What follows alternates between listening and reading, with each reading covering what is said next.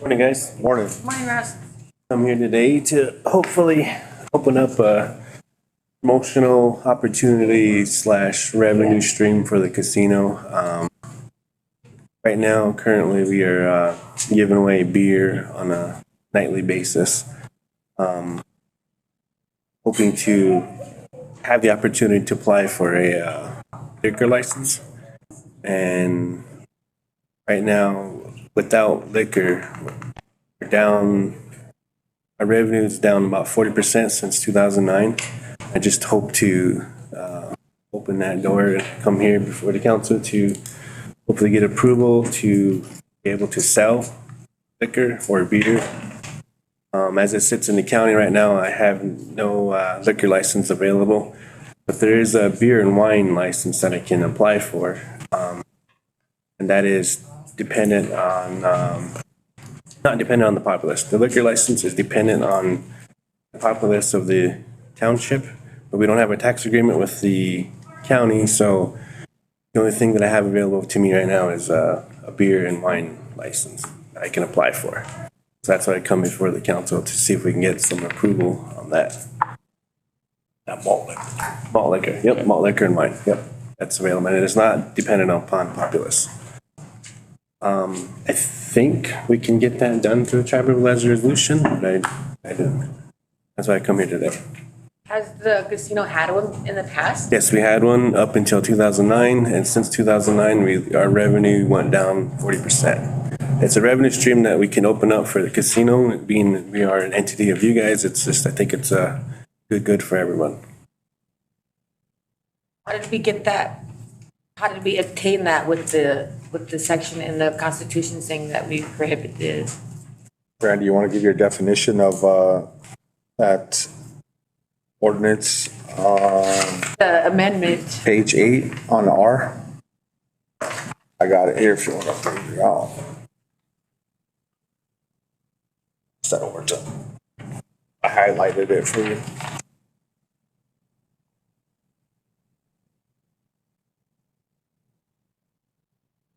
So as I look at this, my interpretation is that there is not an absolute constitutional prohibition against the sale of liquor or intoxicants within the exterior boundaries of the Lower Brule Reservation.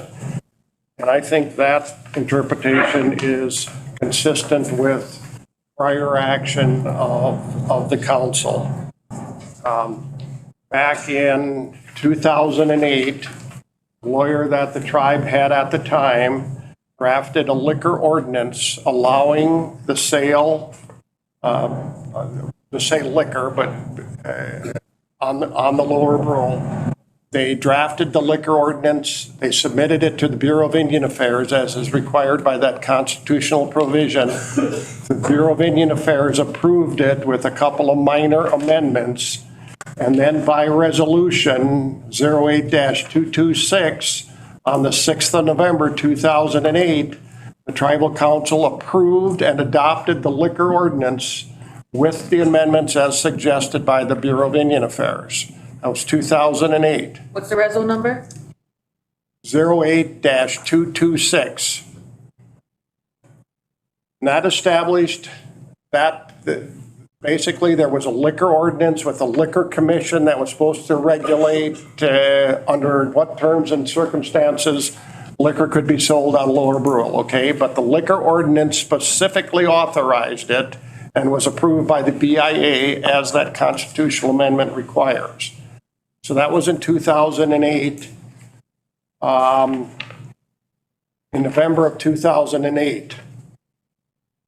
So about 6 months later, on May 8th, 2009, pursuant to Resolution 09-073, the council then passed a resolution basically discontinuing and prohibiting the sale, exchange, or barter of intoxicating liquors within the boundaries of the reservation. That resolution was passed on May 8th, 2009, about 6 months later, in Resolution 09-073, signed by Jandrew, attested to by Macaulay. And I believe that that's the last formal action in 2009, so 12 years ago, that the council took with respect to the sale of liquor. And that basically gave anybody that was engaged in the sale of liquor 7 days to cease pursuant to the resolution. It says each business, casino, motel, shall discontinue and stop the sale, giving away, disposal of, exchange, or barter of intoxicating liquor within 7 days of the enactment of the resolution. And you said Mike and John signed that one? And Randy, was there other liquor establishments owned by, other than the tribe at the time of that? I don't know who was selling liquor on the res in 2008, 2009, whether, That's up, there were a couple of them. The bar and the store. Do you know who signed the reso for the 08226? both of them are assigned by Jandrew as chair and Macaulay as secretary treasurer. So Janji McCauley established it, the ordinance, but then Janji McCauley rescinded it. Well, the council, I mean, yeah. but I mean, they both signed it They both, that's right. So it was in effect for 6 months. They established, for 6 months. basically from November of '08 to May of 2009. Do you know what changed in that 6 months for them to change their mind? 2009, I was 12 years old.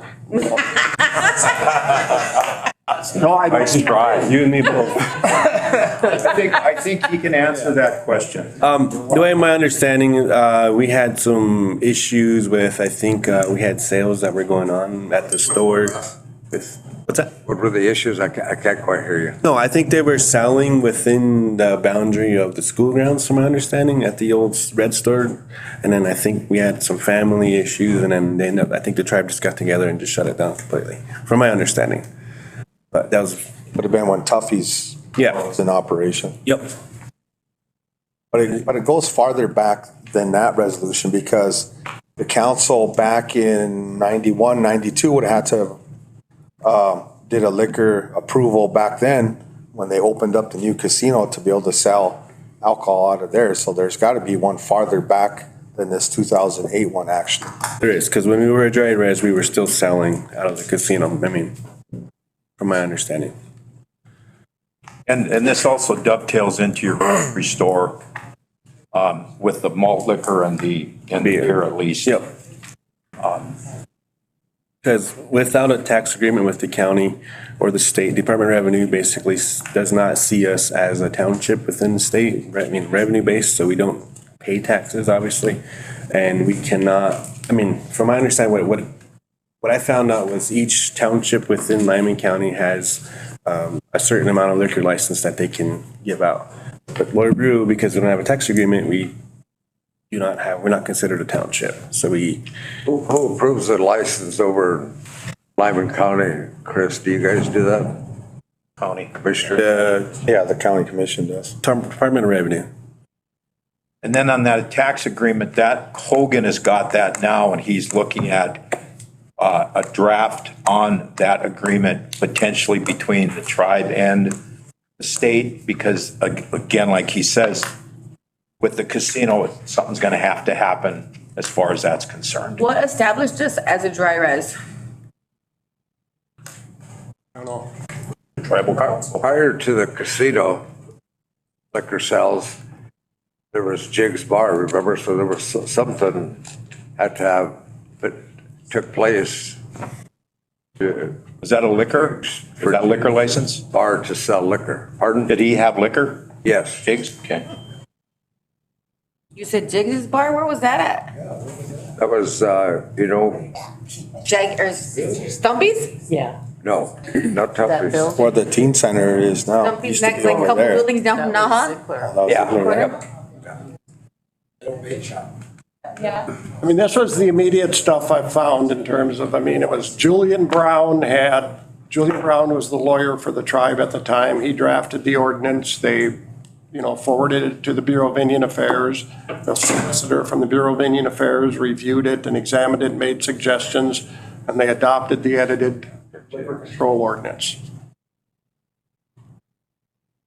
But whether there's, I mean, I didn't have Doc go back and see if there are resolutions prior to that. This was the most recent stuff prohibiting the sale. And whether the casino is currently in compliance with the 2009 ordinance, I guess, can be a point of pretty significant discussion, because the 2009 ordinance says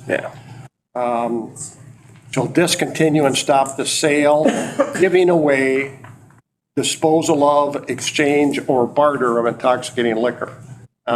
Whether you want to throw beer and intoxicating liquor in there, you get into all of that discussion. Right. So I think 2017, we had brought this up, and I think the council put it in the Liquor Commission's hand at the time, and I think the Liquor Commission said we can't sell it, so they determined that we can give it away as a promotional, use it as a promotional tool. So from then on, we were obviously giving it away, and that's what we've been doing without a license. So we have to buy it at wholesale price, and we're giving it away. Within the bounds of a person gambling. That's kind of the way it was stated. So. I just want, for me, and this is just for me, I don't know, I want to know if those resolutions, that ordinance and everything comply with how we were originally established as a dry res. You know what I'm saying? If we originally established as dry res and the Constitution, you've already interpreted what it, you know, implies. If these were, I mean, you said it was approved by the BAA and everything, but I don't know how we were initially established as a dry res. And if you pulled it after you were approved and you decide to go back to it, do you have to go through the same process with the Bureau again? You know, it was approved once. I think we'd have to have further discussion about it, but my initial sense is that if you rescinded the 2009 resolution, which you have the authority to do, that would revert back to the 2008 resolution and the liquor ordinance, and you could formally adopt the previous, you could adopt that liquor license or that liquor ordinance and proceed with selling liquor. Now, if there would be court challenges, you know, it could get to be a kind of contentious issue, but I don't know, Faley, in terms of the Constitution. This says Amendment 7, September 2nd, 1986 in the Constitution in terms of when that provision was in there. But I mean, that was before that. Well, We were established. the original Constitution had that provision in there. I don't know. Mr. Tubill's going to be here later on. We can ask him a couple questions about it. But I think, you know, the precedence was already set. If you go back to the 80s, I mean, you'd have to really dig for those old resolutions from when, I don't know if Jiggs's Bar was open before Ziegler's Bar, Yeah. right? So then after that was the casino, then Tuffy's, right? Yeah, it was Jiggs, and then he sold it to Wasn't Vicky selling beer a for guy a by while the name too? of Potter. Oh, yeah, I think at Old Sioux Boys. But I mean, When was Jiggs? I mean, when were they open, Cody? Yay.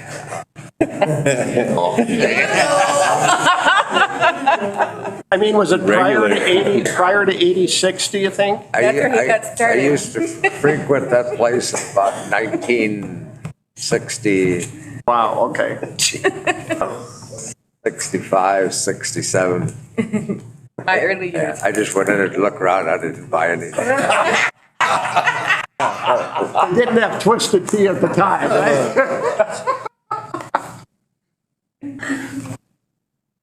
it goes back to the definition of how it's written in the Constitution or promulgated. It just makes, to make known publicly is what that word means.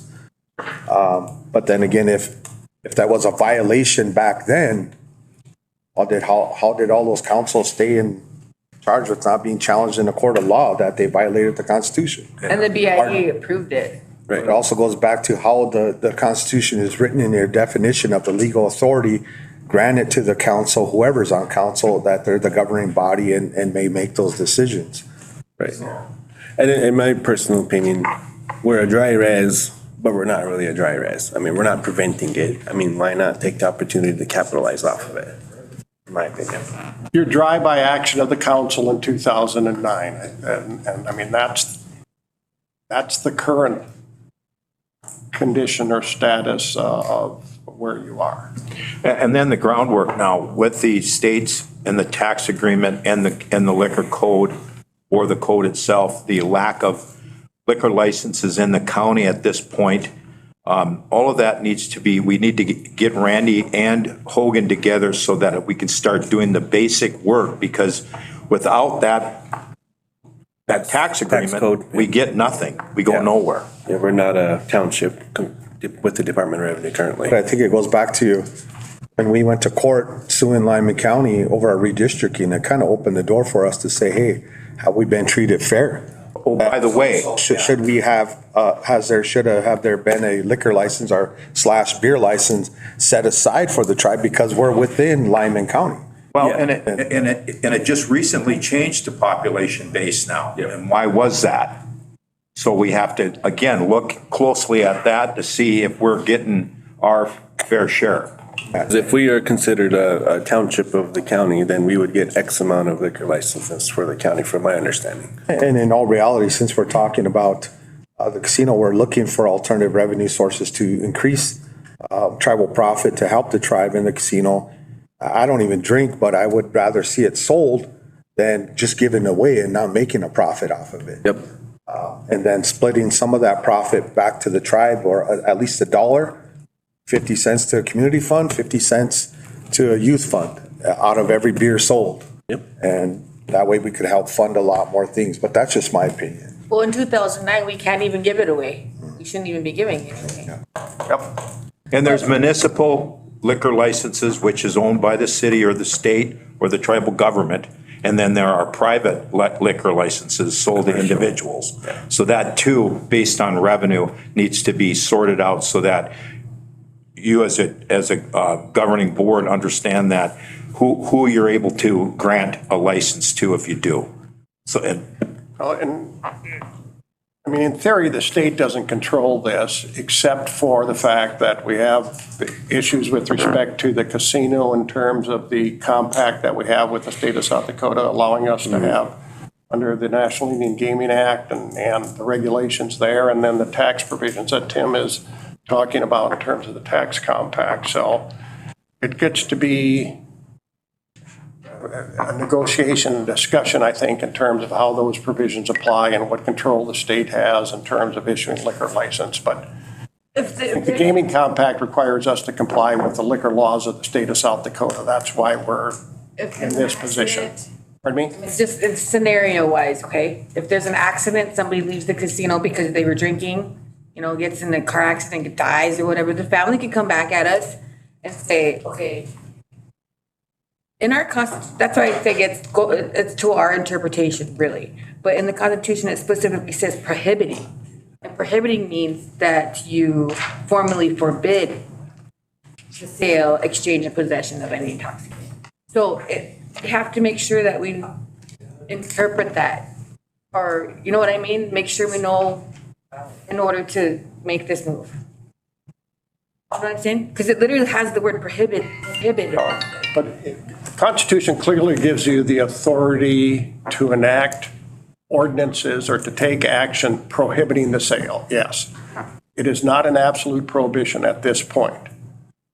Yeah. But those dram shop laws in terms of, every bar in South Dakota or every bar across this country is subject to the same general laws with respect to serving intoxicated persons if they go out and kill somebody or get in an accident.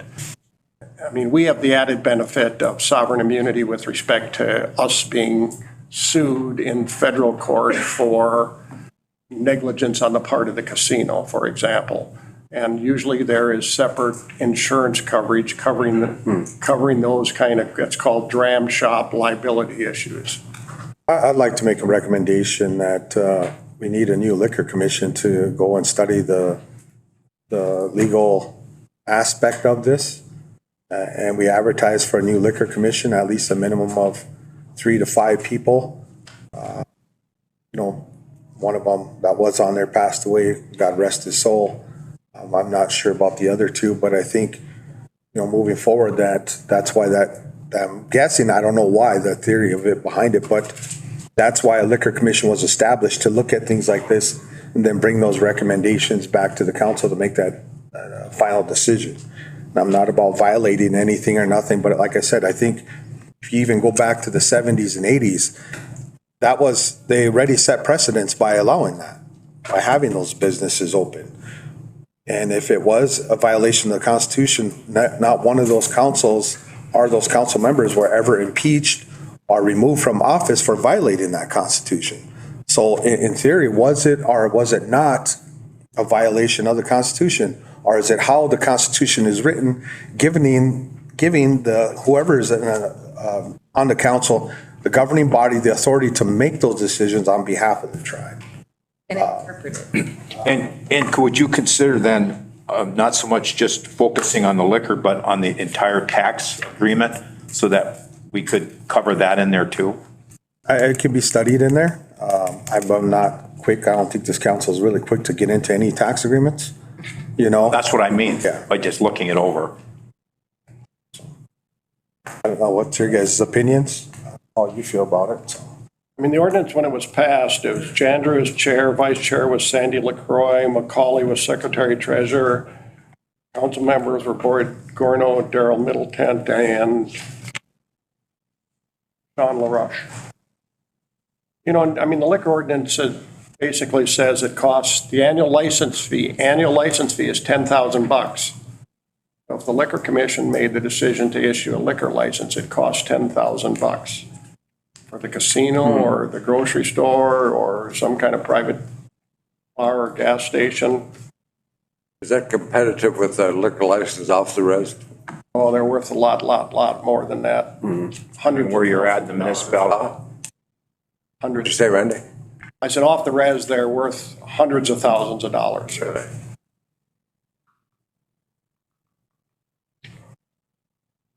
So you think that we need to just get liquor commission of 3 to 5 people, have them discuss? That's my opinion, but it's open for discussion, whatever you guys want to talk about, pros, cons. I mean, I think we're all against some of the things that alcohol causes. At the same time, our people are going to either drive to Reliance or Fort to get it. If we can regulate it here and how it's sold within the tribal businesses, like I said, take $1 of that profit out of every beer sold and put that into a community fund and half into a youth fund. So some of that money's coming back to help the people. But it's being strictly regulated. Or even to the anti-drug and alcohol department. I agree with that. Like I said, I don't even drink, so it doesn't really bother me, but I just see it's better than being given it away. And I know why it was done that way, to try to bring in more revenue, to bring more spenders So do in. we have to stop giving it away right now at the casino because of the 2009 ordinance or resolution? Yes, we're in violation. What did you say the 2017 interpretation was? How was that arrived at? Was it by the gaming commission or was it by the council?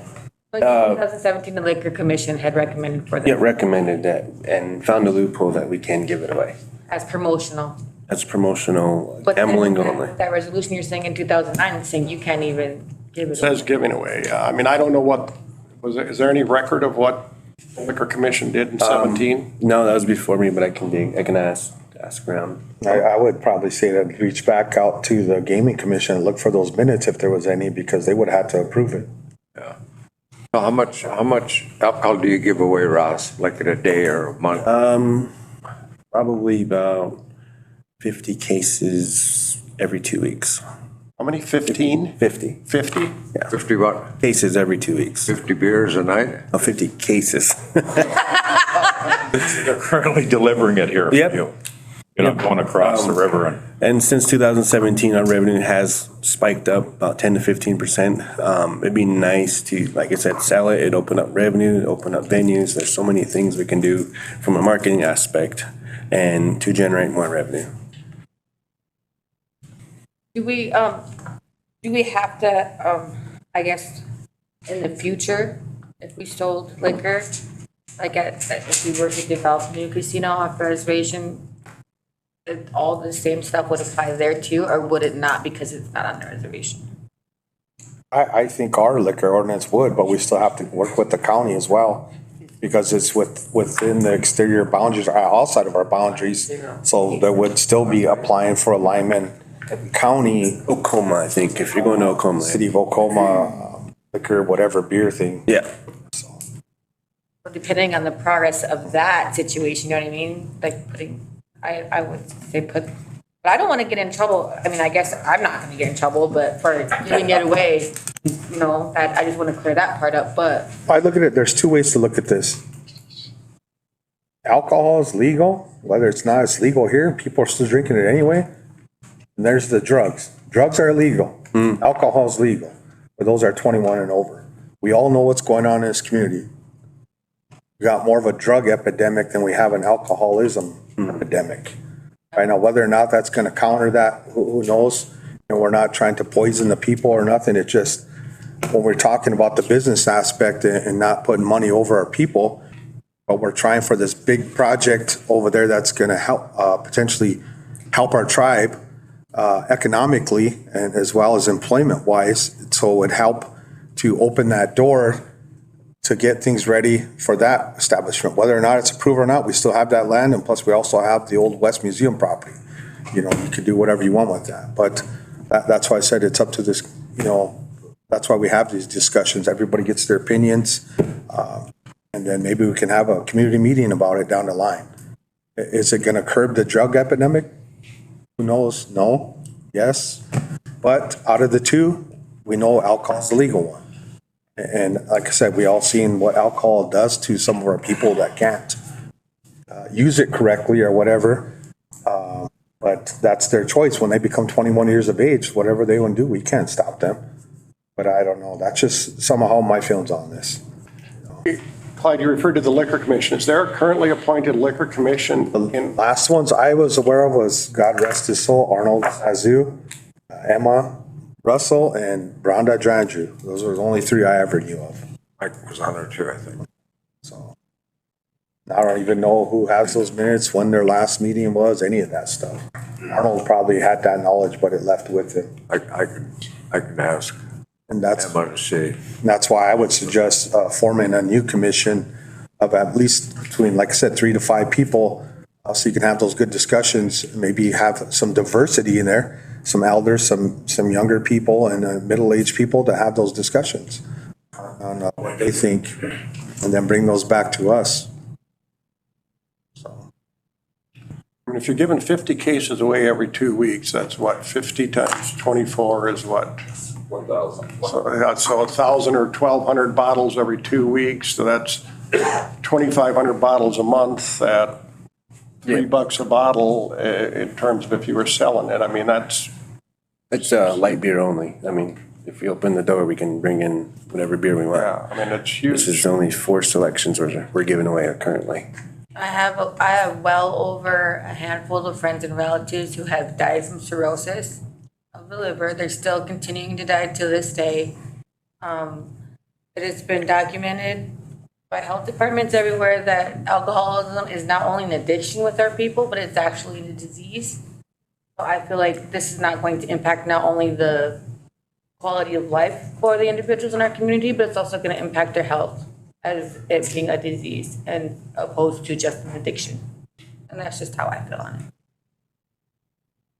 My opinion's basically gonna be the same with all of you in the end, but the fact is, like, when it comes down to whenever the new casino or the new building, I think we should cross that bridge then. Right. But right now, at the moment where we're at, especially within our community, the healing that needs to take place, how are we gonna do that if we keep doing this? I mean, this is my way of saying, and this is my opinion, because I am a recovering alcoholic.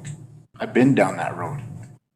But it's just like Faylee said, it's alcoholism. Alcohol is a disease. And if we're gonna sit there and say we're gonna open the door to start giving alcohol, then why don't we just sit there and open up a meth shop and start giving out meth? I mean, in the end, that's what we're sitting there saying, because the fact is when I look at it and I read the Constitution and I've heard it, I look at our forebears that sat down and said, no, we want that reservation to be a dry reservation. And that's that point where we sit there. But now we're sitting there every time over the past years that I've been in this world, 45 winters, the tribe has done it. like Clyde said, there's a precedence that's been set. But if our forebears all sat there and decided to make a decision that was gonna sit there and knew that this incoming sickness was gonna overcome our population, then why are we continuing that? So when I sit there and look at it, I only talk at it from the side that I know from, especially when it comes to Lakota Chohan, to our Lakota way of life. How are we actually trying to get back to that? So when we talk about alcoholism, that is a problem. And to me, like I said, I'm not here to make a decision against it or for it neither. But the fact is, I'm gonna sit there and voice my opinion this way. I will sit there and say I'm not gonna agree with the style of alcoholism. Because like I said, if we're gonna do that, then let's just go find the highest drugs that everybody else is stuck in this world around and just open up a shop and start giving it out freely. The most thing that I look at, especially being a part of this governing body, is the health of our people. That should be always at the forefront. How we approach that and how we do it relies on some of the decisions, but it's also, just like Clyde said, maybe we need to have a community meeting where all the relatives could come together and they could voice their opinion on what they want to say. Get that consensus in that way. But right now, that's where I'm at.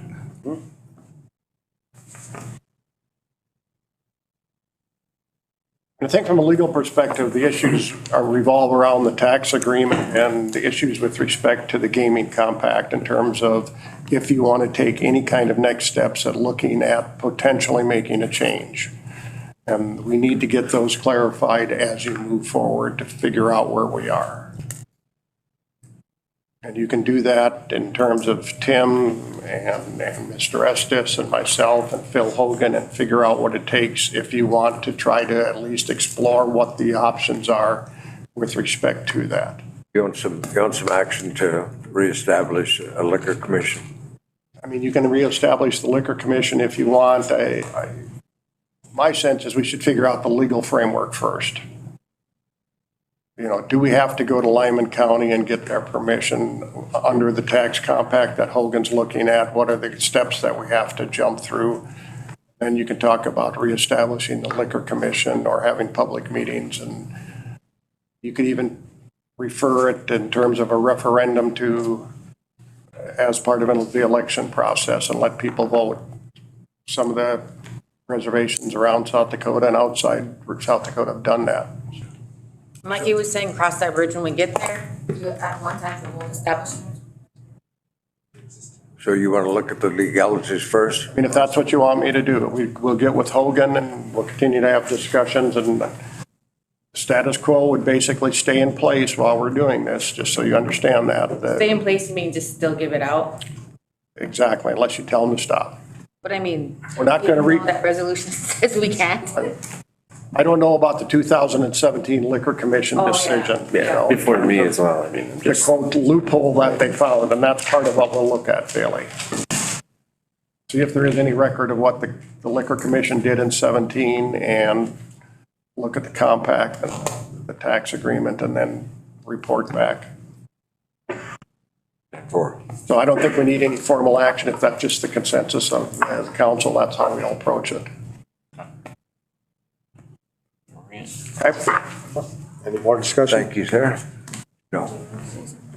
thank you for your time. Thanks, Ross. Yeah, Ross. Have a good day, buddy. Can we, let's move number 7 down to other business right now? And we'll go on to it since we're about an hour behind schedule. Move with wildlife.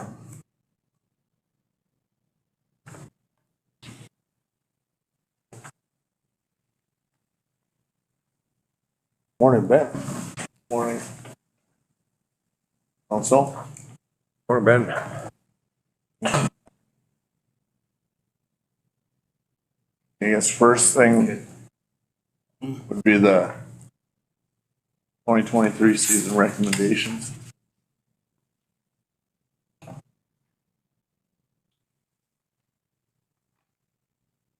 Basically, everything's gonna stay the same. Few changes are that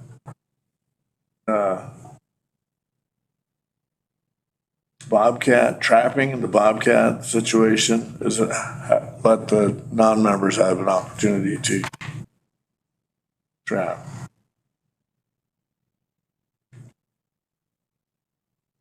What about the moose, Benny? That guy still around here? I haven't seen him. Somebody take him out? He wandered away as far as I know. So the I haven't yellow, heard anything different. on this one, the yellows are the recommendations? Yes, sir. Yeah. And the green is, Upland and waterfall are basically just the date change.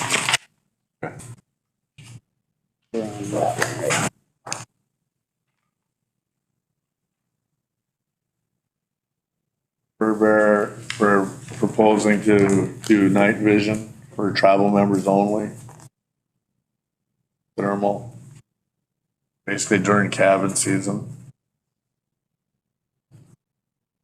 So did we get anything accomplished with that paddlefish issue? They're Siler's supposed to be working on an agreement with the tribe and both sides. Both sides? Yeah.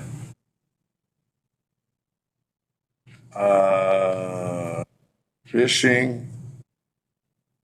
Want to increase the daily limit from 6 walleye to 8.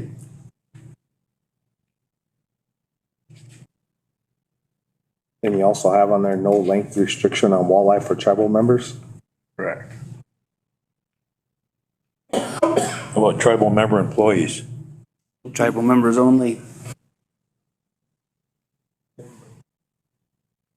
We can't regulate the hunting and fishing activities of non-members on the river, Oh. so they have to go by state law.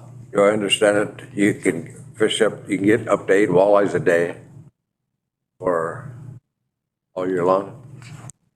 Yes. Correct. But I mean tribal, people who are not tribal members here, but tribal members someplace else.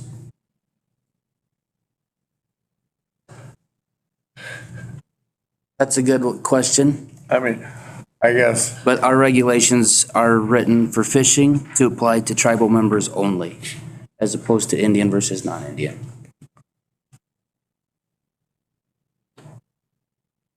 I mean, I say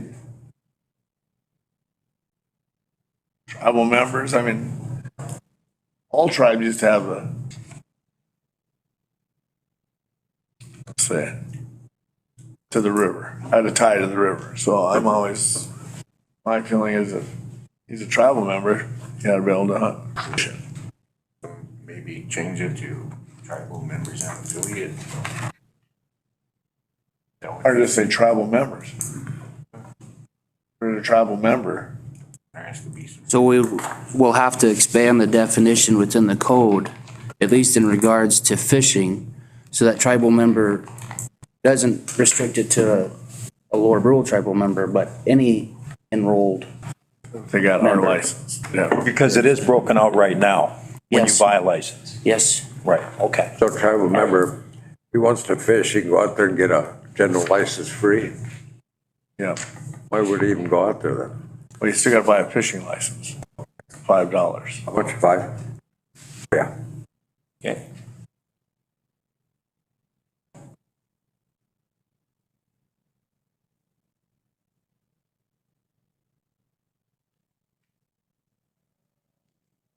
Yeah. Big game, basically, everything's staying the same except the dates. One recommendation I have is on the mule deer. Restriction used to have at least 4 points on one side. We're reducing that to 3 points on one side.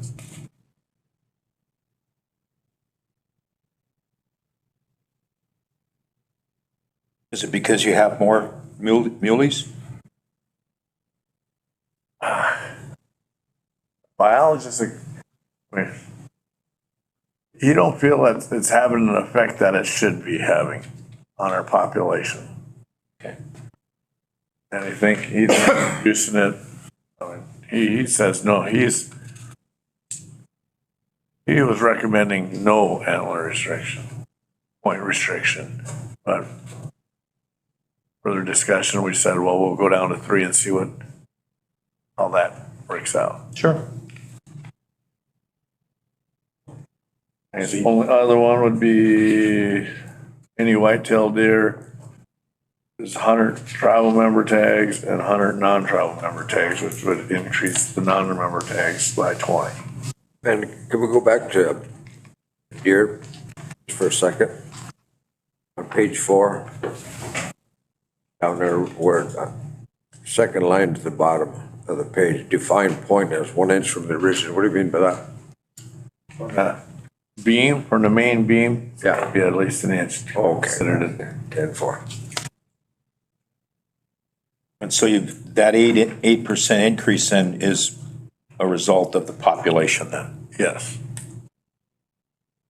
Then requiring any antler deer to be signed off on by wildlife personnel?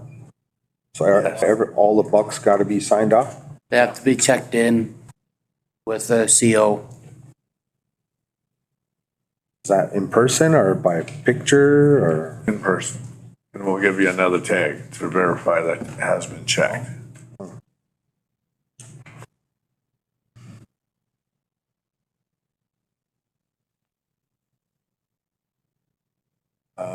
Another, I guess, codified it is on the muzzle loaders, there's no optics at all, iron sight only. Somebody complaining about that, so what's the reasoning? Muzzle loaders are getting so modernized that they're about as good as a rifle. And if we're gonna do it, then we'll, I guess, put a little prohibition on the muzzle loader. I guess there'd be no point in just having a muzzleloader license. You can just throw the muzzleloader out because they're all basically as good as rifles anymore.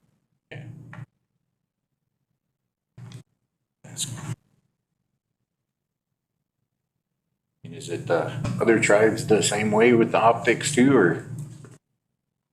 I'm not sure what the other tribes are doing. It's kind of all over the board.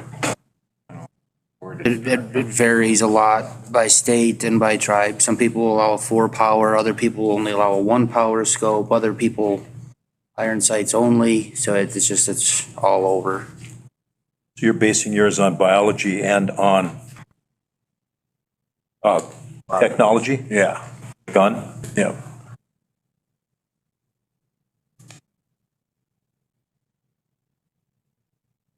Are those smooth barrel or are those rifle They're barrel? rifled.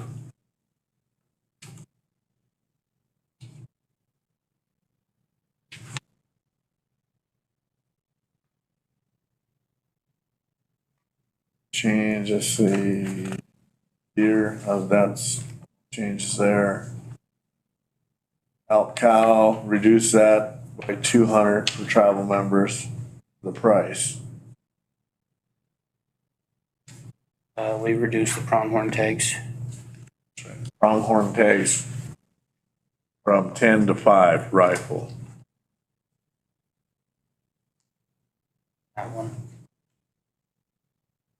And elk free-ranging is cows only.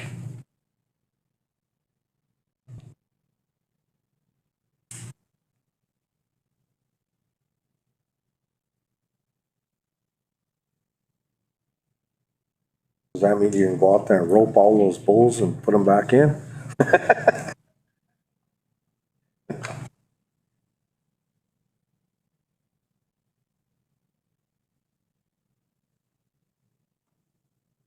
Mountain lions, is there a lot more than expected, that's why you got. We changed something with the mountain. That was, Oh, yeah. well, we did that, I said, well, why don't we just offer more moose tags too?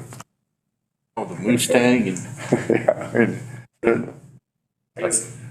mountain lions do pass through yearly. That's just Kind of a, Don't stay here, they just pass through. pretty much. keep looking for their food source. But I thought you said Mr. Magoo was MIA. You still got him on here. We threw it out there last time and he come just because we wished it, I guess, so. Entertain a motion to, Make a motion. approve this. The motion by Cody, second by, Chris. Any discussion, Louis? Chris? Bailey? Nope. Joe? No. Cody? Call for the vote, Louis? Chris? Bailey? Joe? Four. Cody? Motion carries 5-4, against, I'm not voting. And on, I guess the other thing is the code, management code. Most of these are, has to do with the changes that we just recommended. And, you wanna, We overhauled it. It was outdated. There was a lot of typos and clerical things that needed to be adjusted. So the three COs and Ben sat down and we went over the code. Like he said, a lot of the changes are to accommodate the proposed changes in the regulations with the fish and bobcats, et cetera, et cetera. There was some other stuff that I guess isn't. So I guess the main on it is increasing the class. classification of civil penalties. The civil penalties were Page? basically, One? basically. And then it's on the back, the Up in changes. the fines.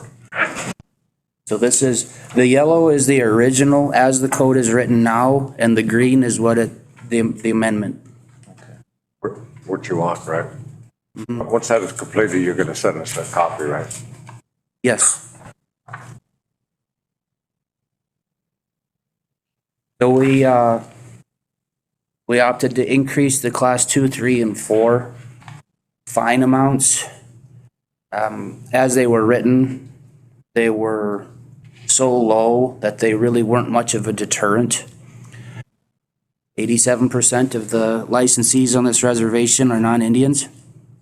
Most of those people are paying $1,400 for a deer tag, $1,200, whatever it is, coming from out of state. So a $50 slap on the wrist for driving in a walk-in isn't gonna stop them. Most of them would just gladly pay $50 to be able to drive in a walk-in. So we increased the penalties, the fine schedule for a few things, kind of with that in mind. The other thing is, how do you impose community service on an out-of-state hunter? That's why I struck it from the code. We've never, ever done that, even with locals. So to me, it, no business being in So there. the yellow is what you want to take out and green, Yellow is as it's written now, and then green is how Yeah, amend it? get to look.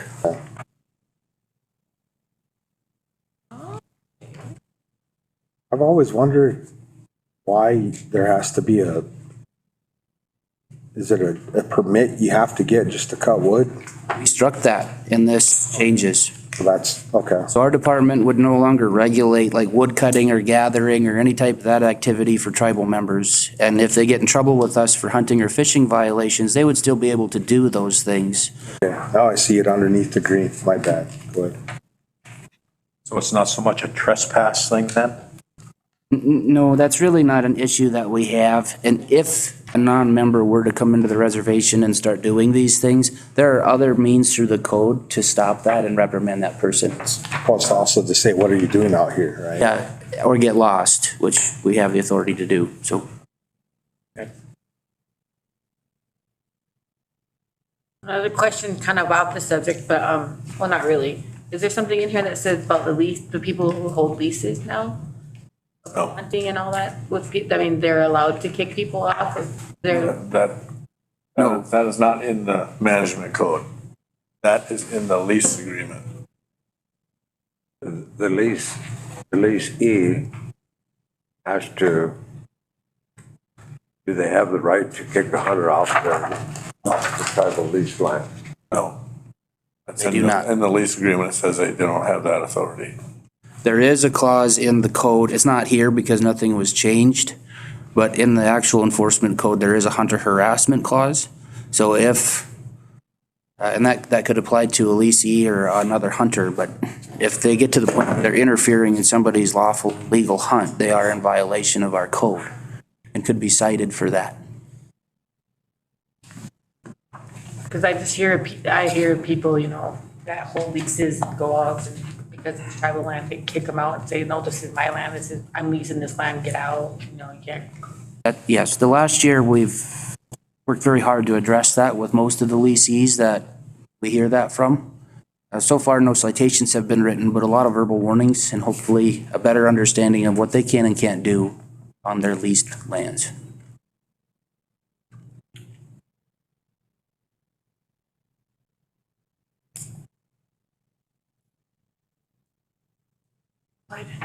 Yep, So then has something to say. yep, Can I ask a question? yep. I'm going to have the Bobcats. Never allowed non-members to take to a board, and now this year they want to take, five. Why? Basically, because we don't really have a survey for bobcats. We don't know how many are out there. I think there's more out there than we think there are. So why not give them opportunity to try and take some? Because our tribal members have not, they may take one or, this year, 0. Last year, 3. Last year, 3. So it's, I think, It can only be done by trapping? Or can you go out there and shoot them? The way it's written in the proposed packet and the way it's written in the code, there is no restriction on how they would harvest that. So they could trap it, provided they follow the legal methods, or they could shoot it, provided they follow. Is it a sport or is it biological? it's more of a sport because we don't know how many's out there. They can be upwards up to 600 some years, $900 each.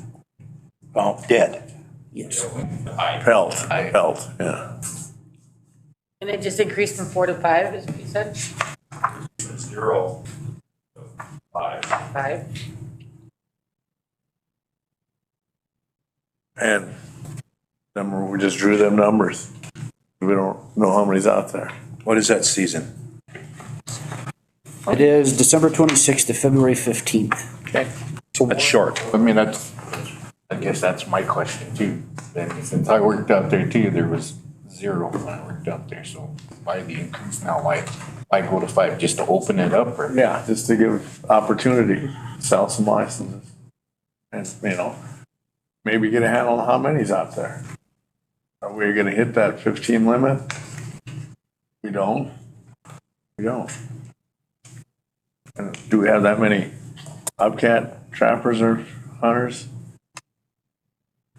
But you open up if you open it up to that meaning, that's what I'm looking at. And You have everybody out there, all right. discussion, Go ahead. the discussion on that is that they have to check it in to the office. You have to check it out. When we get to that 15 limit, then we'll put a newsletter out saying there's no more taking a bobcat on Lower Brew. Yeah, I don't know if it was intentional to do your survey this way, but it seems like that's what you're doing. Okay. You're opening it up, finding out if there's some activity out there. If you get 5, then you may go back and change it. Do you see them? Are they here? I mean, See them? That's it. I don't, Yeah. I've never seen one. They're out there hunting, they won't. I'd probably see 2 in my live. This past year I was out hunting. There was one sitting right in the trees right next to me. It make a sound, then it came out. They over the side, and I was like, oh. Hello. So what's the cost for a non-member bobcat license? It hasn't changed, I think. 25 for On your trap, bears, 25, and trapping is 25. when you're trapping, is that snares only or? Snares, Leg holds, live traps, conibears. Do you mark the live traps? So, All traps on the reservation are required to have a tag identifying who they belong to. pardon me? All traps on the reservation are required to have a tag identifying who they belong to. And you're saying there just hasn't been any sold this year? It's 0. we've sold the fur bear and trapping license. We just, this particular year, no bobcats were taken at all. Last year, he said there was 3. So you gotta have a CITES tag to legally take them off the list, which is issued by the feds. Oh, There is no specific license for a bobcat. The bobcat is included with the fur bearer license along with coyotes and badgers and raccoons. Should someone harvest one, they have to notify us so they can get that special tag through the pelt. So although we've sold fur bearer license and people have harvested raccoon or coyotes and raccoons and foxes, nobody has harvested a bobcat this year. Or will they since But the season's previously in traps, typically in traps. in yes. traps.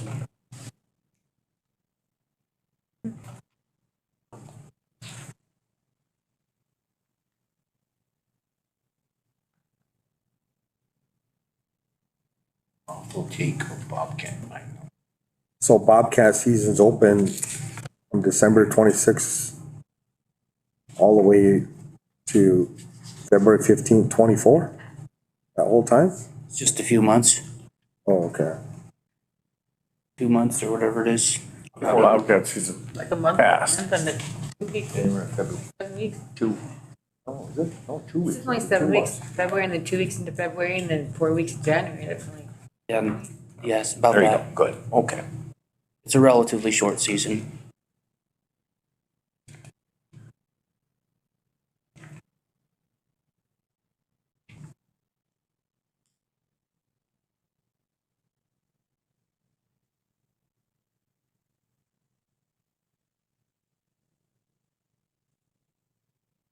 I'll make a motion to approve the changes to the code. There's one more question. Aircraft. First page. The only thing that I did was I basically looped in examples of aircraft to make sure that it was clear that aircraft, as we define it, includes drones. That you cannot use a drone to hunt, chase, pursue, et cetera, et cetera, et cetera. There was just enough ambiguity there that it was kind of a gray area, and we were having some discussion about it with hunters. So it's just to clarify that.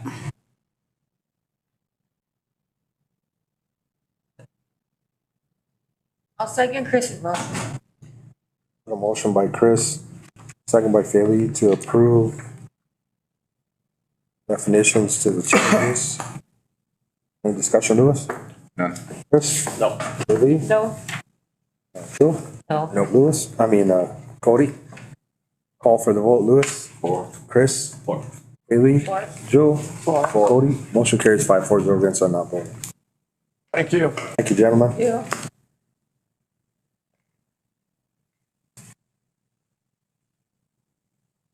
Mr. Severin, are you here? Horse, come on.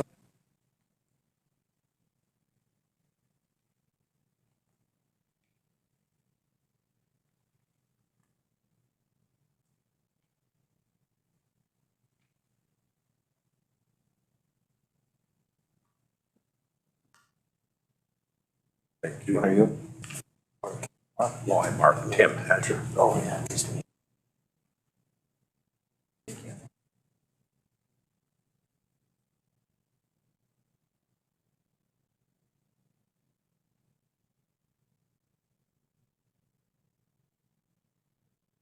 Good morning, Chairman Estes and tribal members. Thank you for the opportunity to be here. My name is Mark and this is Aaron. We're with Morris Incorporated. Mark, no, Eric. Doing good. We're the contractor that just completed BIA 10 project for the tribe. And we also are the contractor that has been awarded the DOT project from basically where we ended, going approximately 11, 12 miles on Highway 1806 to where we just finished paving this past summer on the first part of 1806. The cut across the road all the way to BI-10. All the way. Next section of construction. So you're saying past the Kennebec turn? All the way to the county line. Yep. Going north. Yes. Yep. So part of that project, in addition to paving it, we won't be milling the highway like we did the other 1806 project. We're just gonna put a skin lift patch over, or skin lift over it, and then a 2-inch overlay. See, over there? Hard to point. Yep, no problem. So part of the project is doing some dirt work and then a lot of erosion control work. And that involves, if you look at the packet that Aaron put together, we need about 83,000 cubic yards of material. And that was part of the bidding documents that the DOT put together. So when we bid it, the other contractors along with us was aware that we would have to come up with finding 83,000 yards of material. The best location for this would be on land owned by your tribe, the Lower Burl Sioux tribe, and what we would like to do is purchase that material from you. And Aaron has put together a package showing where the proposed borrow sites would be.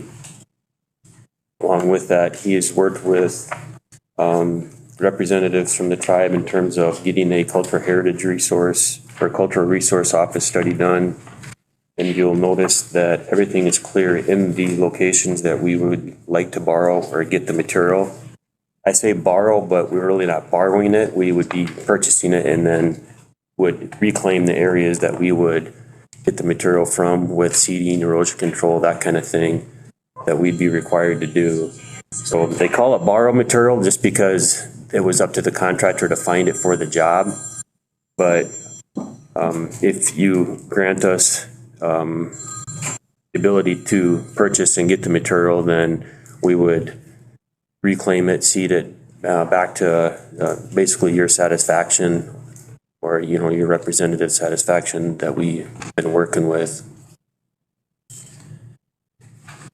So on a high level, and Aaron's got this in here too for what you passed last year in terms of borrow material price is at $1.25 per ton or per yard. It really doesn't matter. The per yard is how it's termed in the DOT, the plans. How we would measure that, we wouldn't weigh it just because it would be unrealistic to try to weigh every single load of scraper dirt, or if it's put in a haul truck, you just don't have scales down there and it wouldn't make a lot of sense to set one up. But what we would do is survey the site on your land before we took any material. And then once we finished getting material from that location, we would survey it again. And then that would be used to determine the exact number of yards. Right now, it's estimated at, like I said, at 83,000. It's probably going to be close to that, a little above, a little below, unless something changes with the South Dakota Department of Transportation plans, where there might have been an error or something like that. I only bring that up because it might be a lot more and it might be a lot less, but I would say that the 83,000 cubic yards is close. So if you were to allow us to do that based on your agreement or the resolution that you passed last fall at $1.25, you'd be basically looking at just over $100,000 that we would pay for the approximate 83,000 yards of material. And if you had any questions, we'd be happy to try to answer them. Yeah, that's, I did call Doc down to come in, and Doc culturally cleared the sites. Did Joel go out there with you on that, Doc? Yes, You and Joel? yeah. Okay. And we've been out a few times. The site that is down below, you know, by the old rec area, been surveyed a number of times. We re-examined that. And the two knolls that are up on the slopes, you know, the trail and highway have been there for many, many years. And they're all pretty heavily eroded. And I understand that you're going to be pulling the borrow from the side hills. Yep. And I'm not aware if you've determined whether or not rural water has that pipeline. We haven't found exactly where it's at, but we do know there's a pipeline going through. Well, I mean, Timmy will know down in rural water because or Tori, I think, would be able to tell you right away because they've got a GIS. Okay. Does anybody run cattle on the north side of Cedar Creek? Does anybody run cattle on the north side of Cedar Creek? On the north side, well, Where they're gonna be put it digging? this way, there's where they want to take that dirt. It's a slope up to a gumbo.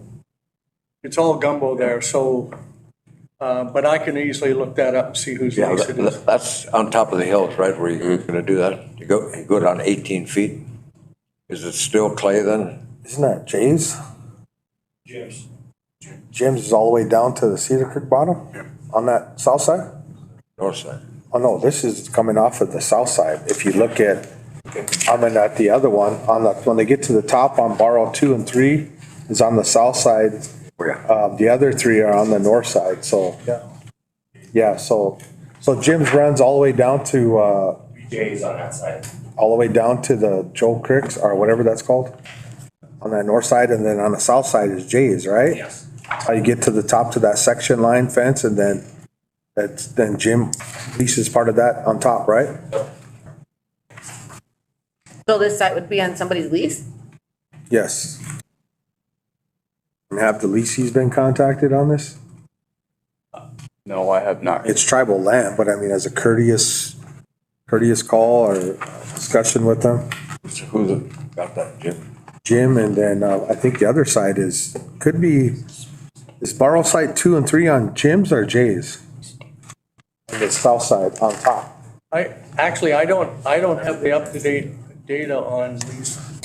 I've got an old there, I can check out.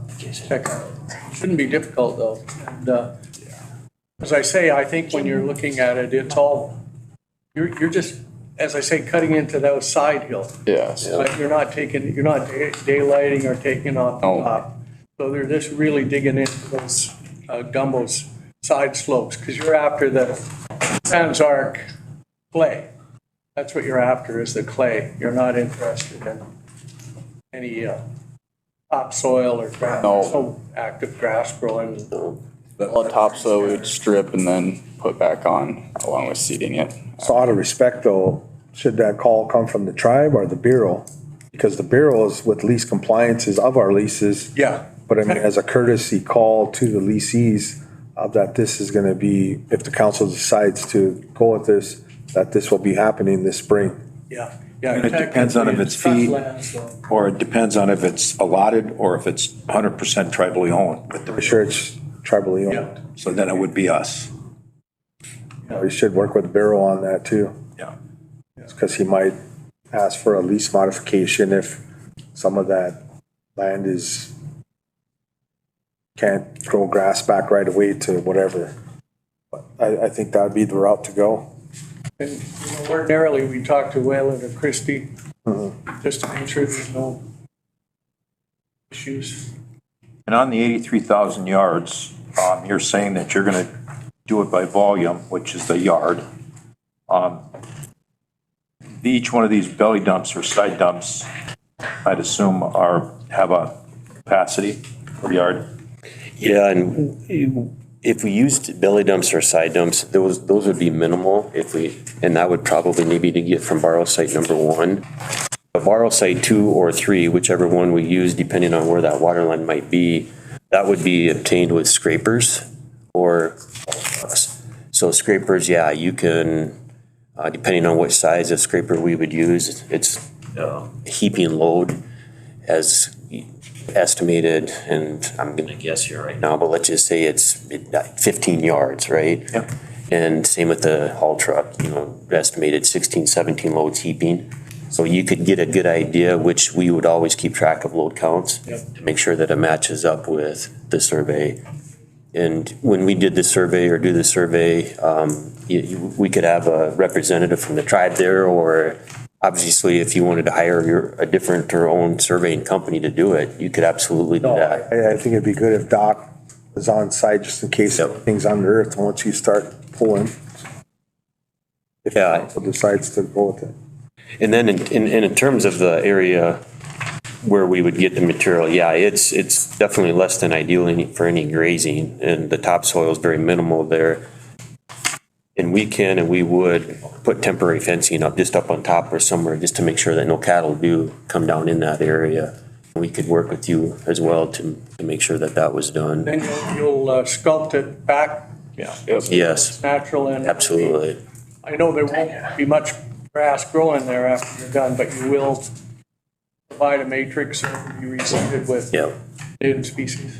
Is that the way it's going now then pretty much is kind of, like you said, scraping it instead of the void, the big deep void in there? Yeah, we would contour it to where it looked as natural and not looked aesthetically pleasing, but then also was, done out in the field to where it was, looked as part of, like it was Looked intended best to be like we there. didn't even touch it. Yeah, that would be the goal. And then the road that you're traveling on, that road there, is that a section road or is that a So section line or? from borrow source 1, Yeah, that is just right on the edge of the creek, is it? edge of the creek pretty much. It's just for our scrapers or haul trucks to get up into where the construction's gonna be going on. That's all tribal land as well, that egress? Yep.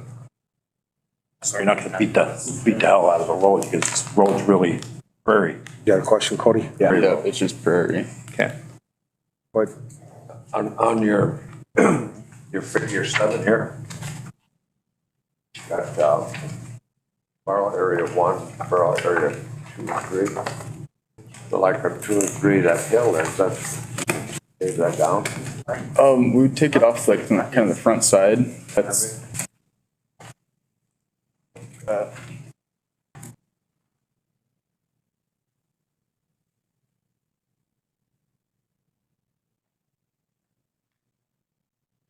On 2 and 3, Cody, Yeah. you're wondering if they're gonna leave a cliff there or something? Yeah, on that hill there, is that where you're gonna start taking off that hill there? so that hill Sides, yeah. off the sides of it. Will there be a sheer cliff then after you're done? After we're done, we'll return it back so it's reversible.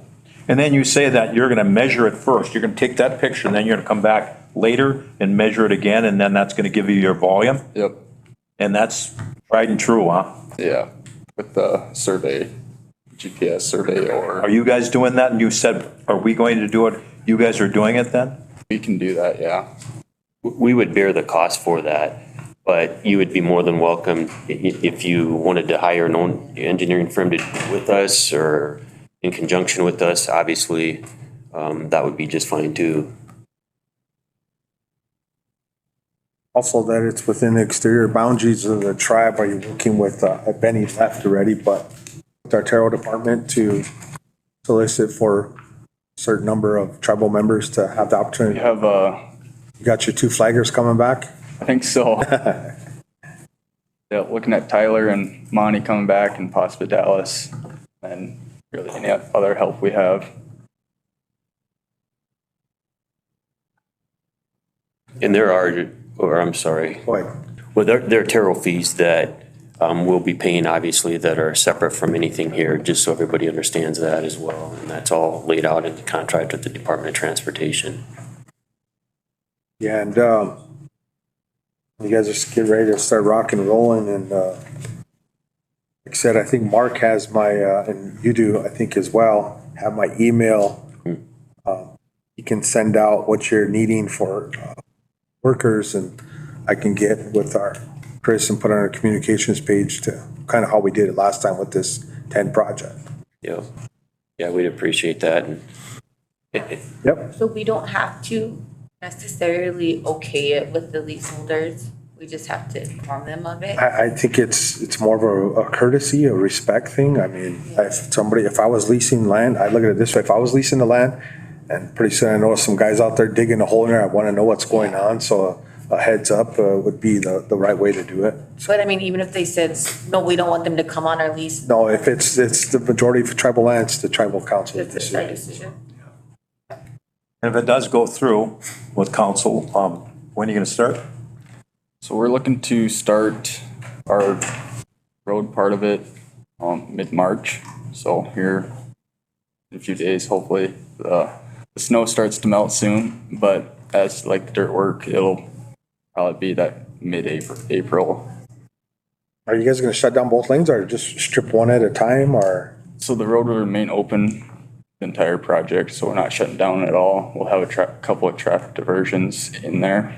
And then we do have a couple pipe that will cross the road where we'll have to stop traffic just for 15, 20 minutes at a time. And cars will be able to go around. So is the borrow for culverts or not for swales, for culverts?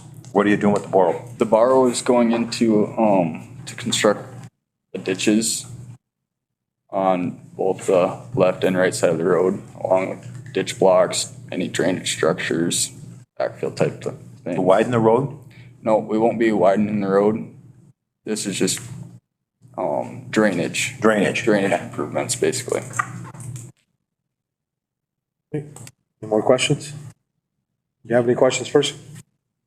And I should add real quick, like, and this is just something as an FYI, if you voted to allow for this, and instead of us writing you a check for just say $100,000, if you wanted some work in kind, whether it was paving somewhere or something that equaled that amount, we'd be open to that as well.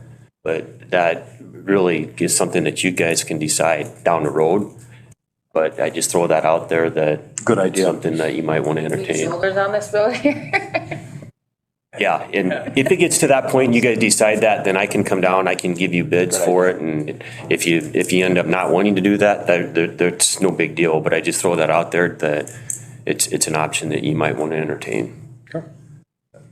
One thing I wondered about was when you're coming down, headed towards Lower Brule, coming down that hill, Cedar Creek, you go around that Borough 2. And I wonder if, and that would improve the visibility around that curve if the lower part, I guess it would be the uphill part of Borough 2. If that were removed, you'd get better visibility going down the hill around that corner. And I don't want to make an absolute judgment on that, but I think intuitively driving down there, that if you can imagine if that you'd see more, see further down the hill. And that might be a consideration you might want to check on, because that would actually maybe improve safety a little bit. That would be a plus. So that might be worth having a look at. More questions? Anybody? My question is, or I guess it's just kind of more of a comment for you guys. We kind of had an issue whenever we were building this one about like the detours and the flag people and that kind of thing, and people just pretty much finding their way around to get through. And you guys say you're not closing it. Yep.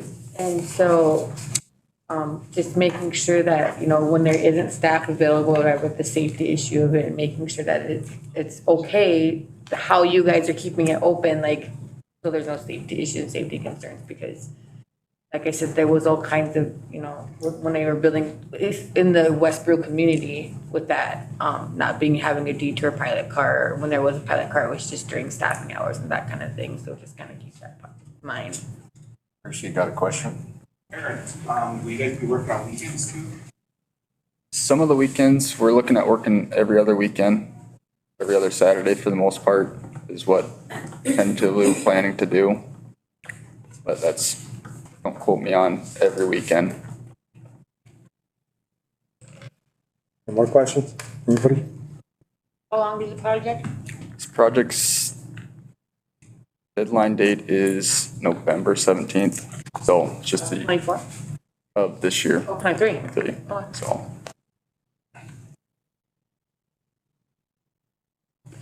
Doc, you got your camper out there on shift so you can watch them? That's right. Get my blink, put it up on the hill. Yeah, entertain a motion to approve the proposal by Morris to the tribe. Got a motion by Chris, second by Cody. Any discussion? Louis? Chris? Just, like you said, making sure the DCs know or have a heads up that these are the potential sites. So who are we gonna? Tim and Doc will work with them on that. Tim, you got that? Yeah. The Bureau should be on the call as well. So if they have any other questions that the Bureau can answer on lease information, and provide us that technical assistance that's promised. Any other questions or discussion? No. Joe? No. Cody, call for the vote. Louis? Chris? 4. Bailey? 4. Joe? 4. Cody? Motion carries 5-4 against, so not. Thank you, gentlemen. Thank you for the opportunity. Looking forward to doing the When would you project. need to know about the in-kind idea? As soon as possible, I suppose? Yes, as soon as possible would be nice. Yeah, but as far as any kind of specific deadline, it really just depends on. Capacity. Well, you guys, you want the money, you know, I guess I should say, it'll probably be later in the summer before we even determine for sure how many yards are there. So really, probably don't need to know for a while whether or not you guys want it in kind or just payment for it up front. All right. Or I shouldn't say up front. Once we determine the number of yards that are used. So, okay, thank you again. Guys, Well, in kind then. Budgie and Tori, come on up. Big bumps. But we don't know when that road is supposed to be. Doing the whole hill. Oh, we're gonna get into the intersection coming up. But after that, we don't know.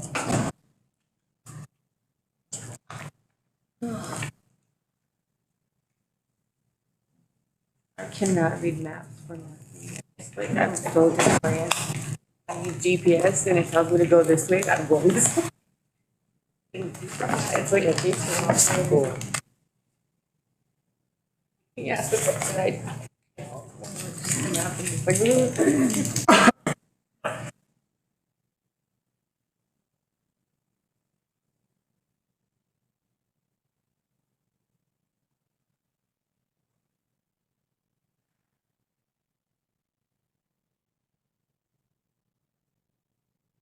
Afternoon.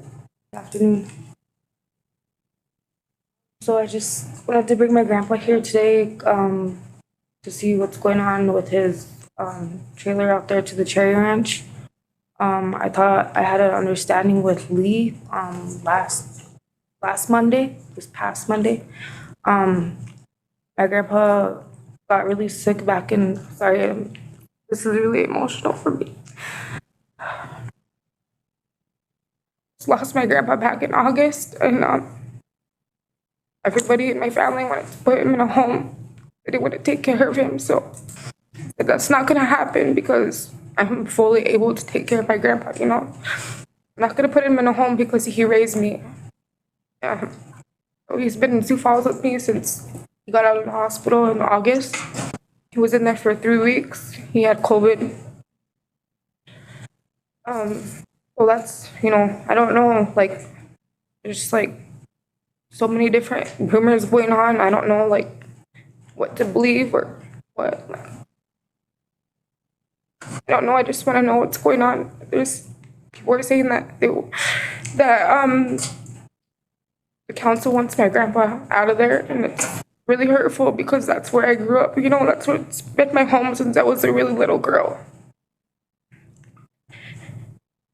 My grandpa probably doesn't have much to say because he's getting old and don't want to admit it, but he's getting really forgetful.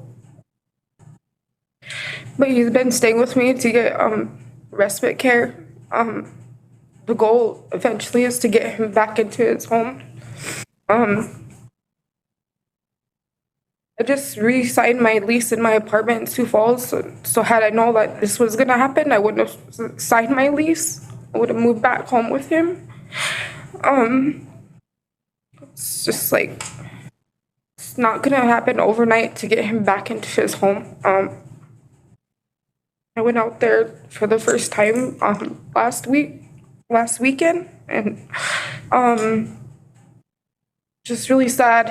I don't know who it was, went into his place and took everything out of there, literally everything, all his commodes, all his meat that I had purchased for him up in Sioux Falls and put in his deep freezer for him.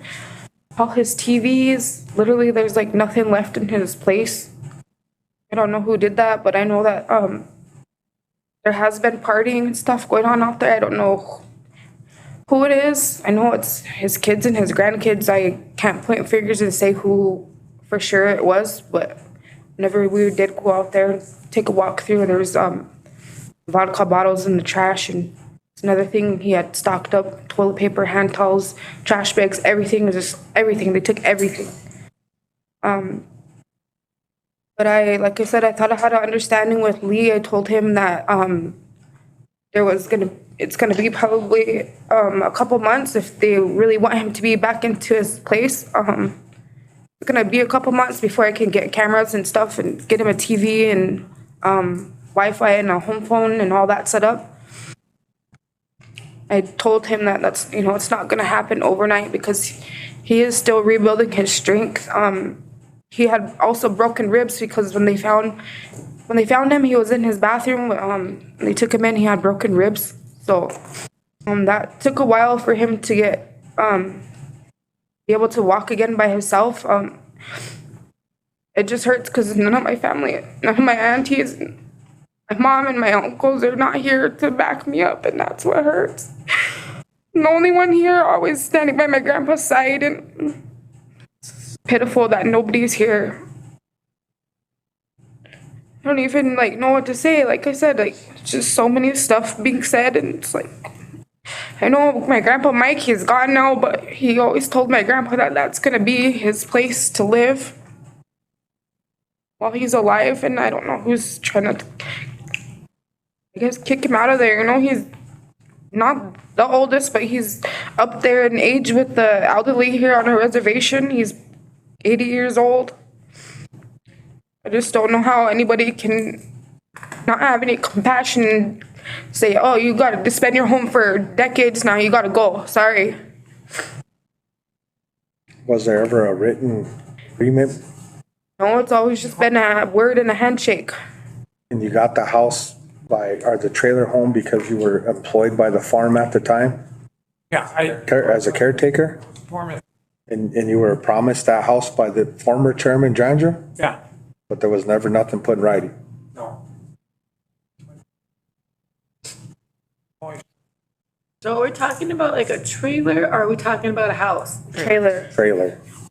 But there is an actual house out there too, though, isn't there? No, just a trailer home. There's a bunkhouse. I don't know if you can call that a house. The wrong place then, because you know how these houses that look on on the first street, there's a house sitting out there. There's a Down bunkhouse below. out there, but nobody lives in there. Down below, like when you go down. When they were talking about where the foundation had fallen in. There's like old wooden stables or something right there next to it. Yeah, that's the other place down. Oh, so that's not the place you're talking about? No, I live.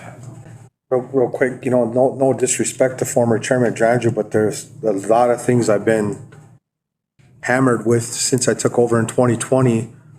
Deals that were made with individuals and people that there was never a legal document, from money to homes to jobs. And it really put the tribe in a tough bind because without a legal document, anybody could come in and say, well, I was promised this, I was promised that. Well, but if it's not in writing, how do we know it's true? And I'm not saying what you're saying isn't true, but it really puts the tribe in so much legal jeopardy. I mean, it's really been tough trying to decipher all of it and understand it, let alone do what's in the best interest of the tribe. And we've never tried to be disrespectful to people, but we have to look at things of the legal aspect of the tribe as well and its entities and its properties. And it's kind of disheartening to know that's how the tribe was ran for 40 years. I'm sorry. That wasn't right. That's how it should have been. And we're going to do that for one person, we got to do for everybody, or we don't do it at all. And it's sad. And like I said, no disrespect, but I don't believe in that way. But I understand you were a worker. I knew that for many years out there. And I don't think it was the council's intention to kick anybody to the curb, but there's been nobody living in there, the partying, whatever was going on there. I think the tribal attorney and the farm went out there and viewed the trailer, the shape it was in. I don't know if any thing about any stolen items or anything like that. But it's very, very disheartening when things were done in the past with no legal document to them. And we have to sit here and make a decision and decide on that property. And it's not, nobody wants to kick anybody out, especially put an elder out. But we have to look at all aspects of that. And I do appreciate you taking the stand for your grandpa and representing him. And that shows that you do care about him. And I think Pudgy is well respected within his community. I remember him from his EMS days, But I'm just stating the facts from what I found out since I took over as the chairman in 2020. And like I said, I have a hard time swallowing a lot of that stuff because I don't believe a lot of things that were done in the right way. And there was a better way to do things. But as far as the trailer home, is that tribal property or was it farm property? That's what I'm trying to find out as well. It was farm property, So was the trailer purchased by Lucky Seven or the farm? already there. It was there a long time. They were. Because I was out. Oh, that one's questionable. You're probably gonna have to ask Lee or Barry about that. I don't know whose money it was purchased underneath. They were gonna buy a new trailer, put it out there. They Real were. quick, Mr. Seiler, is the trailer home of the property of the farm corporation or Lucky Seven? It's tribal property because the tribe is the 100% shareholder in all of that land, and it's leased to the tribe owns it. And they purchased the Cherry Ranch. I mean, this first came up when we had the joint meeting between the Lower Rural Farm Corporation and the Tribal Council at an annual meeting, which we do on an annual basis to meet with the Lower Rural Farm Corporation and their board of directors. At the end of that meeting, Lucky Seven, the manager, raised concerns about what was going on with respect to the trailer, and he reported to the farm board and the members of the tribal council that there was concern about the individuals that were in and out of there, that there was partying going on, that they don't store gas or fuel out there anymore because it's always stolen, and also that there's a couple of dilapidated outhouses where there is stuff stored, and it was their intention to basically tear all of that down, those two outbuildings and the trailer. But that there was some personal property belonging to Mr. LaRoche in there, and he wanted some guidance on how to handle that. Do you know who removed all of his personal property? Do I know who what? Who removed, because she said when they went out there, it was all completely cleared out. Well, no, when I was out there 3 weeks ago, everything was still in there. There were multiple mattresses. The heat was on. It was on one of those really cold days. It was about 70, 75 in the trailer. And the tribe has been paying all of the heat and all of the propane, all of the utilities with respect to that. That ended a couple years ago because they said that my grandpa would have to sign up for LEAP, which he did. So that's, unless you have proof to come back with that, because my grandpa had to sign up for LEAP. That's what they told. They said they can't pay his propane no more. He has to sign up for LEAP. And he did. All I can tell you is what Lee Rouse and Mike Ludeman indicated in terms of how those bills were getting paid. I've been buying my own gas. We didn't remove anything, and my understanding from the emails with Lee Rouse is that none of them have removed anything from out there. Tori, you're saying when he went out there, it was cleaned up. Tori, when was that? Yes, I mean, there's his bed and his couch, but I'm talking about like food. Lots and lots and lots of food. Like I always made sure my grandpa had food whenever because I live in Sioux Falls. I go and stock up on at Sam's Club for meat and stuff for him and Pop, and his deep freezer had lots and lots of meat in it, and his cupboards were full of mods, and I always made sure he had his hand towels, his toilet paper, trash bags, everything he needed. I always made sure he had it. Like all of that is gone. Like the beds are still there and the couch, but the TVs are gone. Everything, just the beds and the table and the couch. And that's something I would have to be asked by Lucky Seven, because as far as I know, we don't have no keys or anything to that home. Yeah, and like, I don't know how that works with authority wise, like that's my grandpa's place. Nobody gave anybody permission to go in there, to walk through or whatever. Was you ever given a legal deed to that home? No. Certificate of. Word about between me and Mike. But you said that whenever the property was purchased, that the trailer was part of that purchase as well, right? When we purchased the Cherry Ranch, that's my understanding based on. No, it wasn't, no, it's separate. It was separate. Because since like I said, I grew up out there as a little girl, and that's probably like the third trailer we've lived in since I've You guys lived out there. purchased the trailer? No, The farm. the farm did. I'm did, pretty but sure it's the farm. It's under my name. And I've been buying bottle gas myself out there. What's the plan going forward here? What's the proposal in terms of you want your grandfather and you to be able to live in that moving forward now? Is that what? Well, had I not known that like this was gonna happen, I just said I re-signed my lease in my apartment back in January. And you So I have to be there for a whole another year. You live in So, Sioux Falls? Yeah. Had I not knew this was gonna happen, I would have not re-signed my lease and I would have moved back home with my grandpa. Is the property, the intent for that property and that trailer to be provided to the caretaker of the ranch or no? And again, you were there, Faley, when we had the discussion at the farm board meeting. My understanding is while Mr. LaRoche was employed,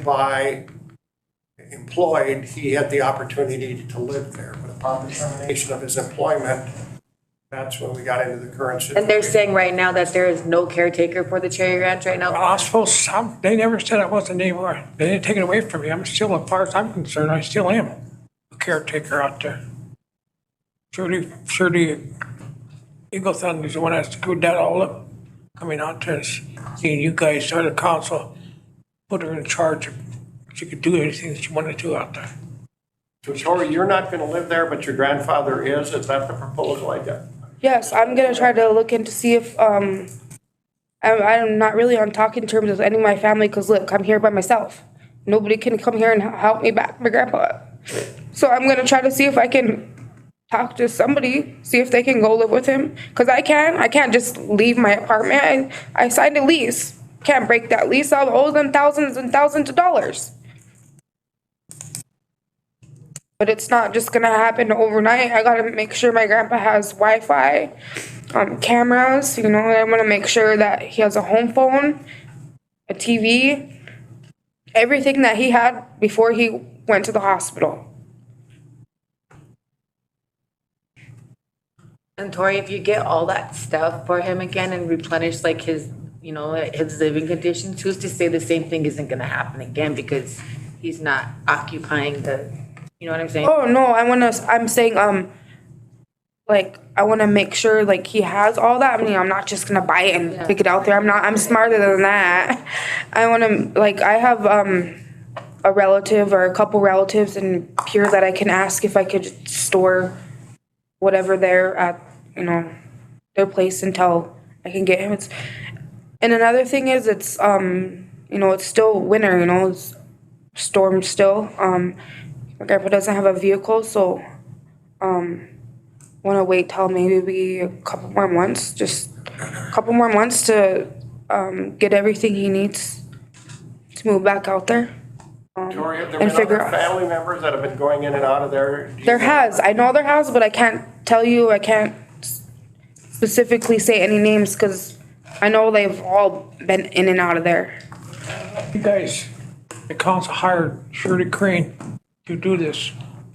She's been after me ever since I beat her before. I beat her in a case before. Now she's still trying to. I was thinking she must got word from the council to go ahead and do that. I don't believe Shirley King's been hired by the council to do anything, so. She thinks that you guys hired her. But she can do anything she wants out there. Tori, we're just under the impression that it's vacant, that it is a property for the caretaker of the Cherry Ranch. And they told us there was no caretaker for the Cherry Ranch. And that right now, like you said, there's just random people running in and out of there. And it's not. It's not something I know my grandpa wouldn't be okay with. And it's not occupied by anybody right now. So that's just kind of why the farm. My daughter lives in Pierre, and her daughter, they go out and check the house all the time. But look, one of their main concerns is there's people going in and out of their partying, grandpa. God.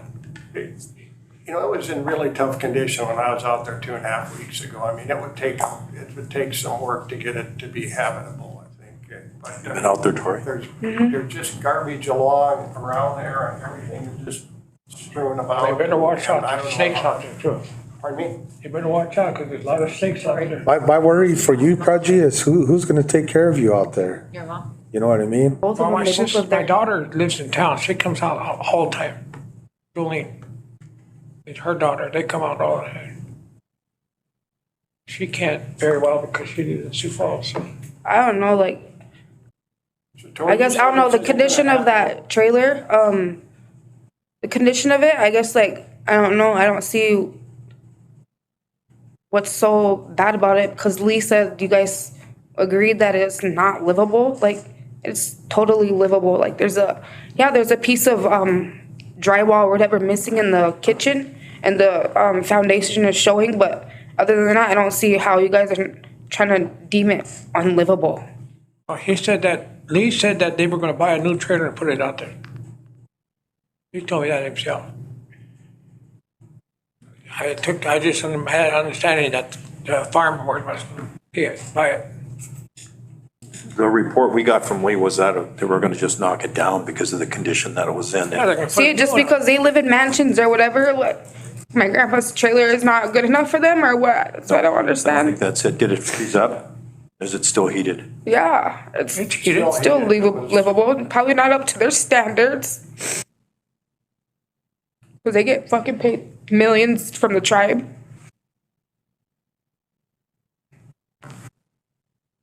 Gary, he's good to me. He's always been good to me. He's always been good to me. He's helped me a lot, him and his wife. My grandpa would still be working, like, he'd still be on payroll if he didn't get into that accident. I had horses I lost. Tori, what accident? I mean, it was on the farm, wasn't it? Yeah, he was checking cows and he looked both ways. Came up out that ditch on that four-wheeler and got smoked by a car. And he hasn't been able to work since then. While you were working? Yeah. I had a horse come walking across like this now, so this fell over down. Talking about your accident, Grandpa, whenever that car hit into you and you were coming out that ditch on that four-wheeler. When was that? I want to say it was like 2017 or 16. When? 16? 16 or 17, I can't remember exactly when. He's been in the hospital ever since up until now. He's with you? No. Just since back in August, he got COVID, or whenever my Uncle James went out there to check on him, he was on the ground in his bathroom, and they took him in, and he had broken ribs and COVID. He was in there for 3 weeks. So you were in the trailer all up until August of last year? I Yeah. got That's what I can't understand is like, he's been in my Sioux shoulder Falls replaced. getting, Plastic shoulder. he's been getting respite care and, in the beginning, he was supposed to get, what is that called? Physical therapy, but his ribs were just too broken and he just was being ornery and didn't want to cooperate with them. So that's why I've been working with him, and I was 8 months pregnant and I carried him up on my back whenever he had his broken ribs. And to restate your thing, why you're here today is you're asking the council to not evict your grandpa from that trailer house at the Cherry Ranch. Yes. Sorry to drag it on, but yeah, that's what I'm here for. Okay, now we're in discussion.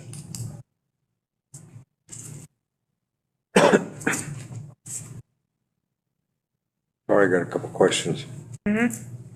When you were caretakers, right, Grandpa? That? You were recognized as caretakers of that place? Yeah. What did you take care of? Well, my grandpa was working for the tribe. And up until he got into the accident, he'd go out and check cows and fix fence. And during the wintertime, calving season, he'd be out in the barn. And if he'd see a struggling mom, he'd help the struggling mom or whatever to pull the calf out. All that, like a ranch hand. Yeah. But at the same time, that's what they put him out there for, is a caretaker, overseer, or whatever, to, if anything strange or whatever is going on, to let the council know. That's what they put him out there for. originally. Still cows around in that area? They got hired, white guy that works for them. His name is Tyler. Always have to help, because he don't. Tyler what? Tyler? I don't know his last name. You'd have to ask him. He would know. So who's got the keys to the trailer? I have a key somewhere in my apartment, and then Jolene also has a key. Is there another set? No, there should just be those two only. Did they break in the last time they got all that stuff? They had to have, because that last time I was there, whenever I took my grandpa to Sioux Falls with me and made sure I had everything he needed, I locked his door, I locked his doors, and they all know that they can get in through his bedroom window, because that window just pushes up, it don't lock at all. Judy Crane is the one that started this, so I beat her once. She come back again, she said the council told her she had a right to do that. No, he's getting an idea because my auntie CJ LaRush is actually the one that told me that they're, trying to get rid of my grandpa, and When was the last time it was occupied by any family? August? August, you said he was there. well, Kojak was staying out there. I don't know how long ago that was. I want to say in November, going into December. But the last time my grandpa was there was in August, right before he went to the hospital. August of what, 21? 22, yeah. It's not like it's been not occupied for a really long time. It's just been since he's been sick. So I think the discussion at that last meeting we had was over the liability of it. If someone were to get hurt, if it were to burn down, the liability to the tribe or to the farm. The other thing is that people coming in and out of there at different times and not belonging there. So if there was a reprieve, it's got to be reasonable. How long is it going to take, if it happens, for you to get in there and get it set up? I want to say by the time it starts getting nice, because I don't want him to be out there by himself and there's still winter storms hitting us. Well, that would be on you and your family. I mean, if you want to put them out there and do that. I think the whole problem too is that there's no lease in place or no deed in place or nothing. It's just all, like you said, a verbal thing. Yeah. Well, I want to move out there because I'm not a city boy. She lives in the city, and I'm not used to that. But I need to make sure everything's set up for you to move back out there, Grandpa. And I need to see if I can find somebody that will move in with you, because you can't be home alone by yourself. You were there for 2 or 3 days, laying on the ground before anybody found you with broken ribs. See, I think that's a big deal, Tori. Yeah, and that's why I don't want to just take him out there. I don't know I guess I can blame my family for that, going in and out of there thinking it's a party house. That's just straight up disrespectful. So the farm talk was they want to tear it down, correct? Just because of the liability. And they weren't sure if he was going to even come back. But the way it sat, or the way it sits without being occupied, then you're going to get that traffic. There's a lot of snakes out there too, different kinds. What do you mean traffic? Like the people you guys are talking about going in and out of there? So somebody came in there and took all that stuff. Yeah. It certainly wasn't Mike and them, or the tribe, or Shirley Crane. She sure tried to. It's just a lot of trouble, that girl. And that's why I asked the question, was that property set up for the caretaker of the ranch? And why there wasn't a lease or a time place?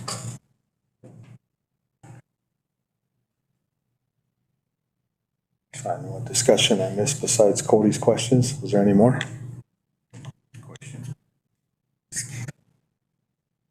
Any questions, discussion? I think my discussion is I had no knowledge of what happened, Budge, or what's going on. Especially the gentleman's agreement that was made between you and Michael B. Jandrew, that's all respectful. I'm not against any of that, but the whole fact is that just listening to Denise talk there about your health and everything, putting you back out there and listening to the issues of Tim and Faley, and because I didn't make it to that farm board meeting. And if the house is not really, if they're feeling that there's a possibility that you're, it's a liability issue, especially with your health wise, and not no one going out there and then, like how Tori stated that somebody found you, one of your boys found you on the ground after laying there for 2 days. I mean, that's gonna be that whole liability issue, like what Randy Seiler and them all stated, is that falls onto the tribe. And, you know, I'm sitting here trying to figure out is how can we help you get you somewhere to stay that's not out that way, a better place, a better living.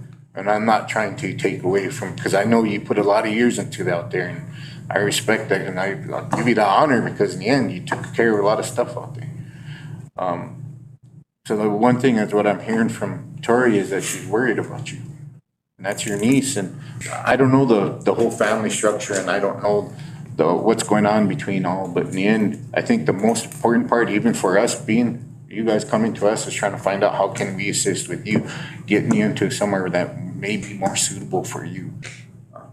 So that's just my discussion and my thoughts on it, you know, that's just my opinion. One thing that Lee said whenever I was speaking to him, he said, yeah, we're just gonna tear the trailer down because it's not even in livable conditions, and but if you want the trailer, you can sure take it. You can move it wherever you want.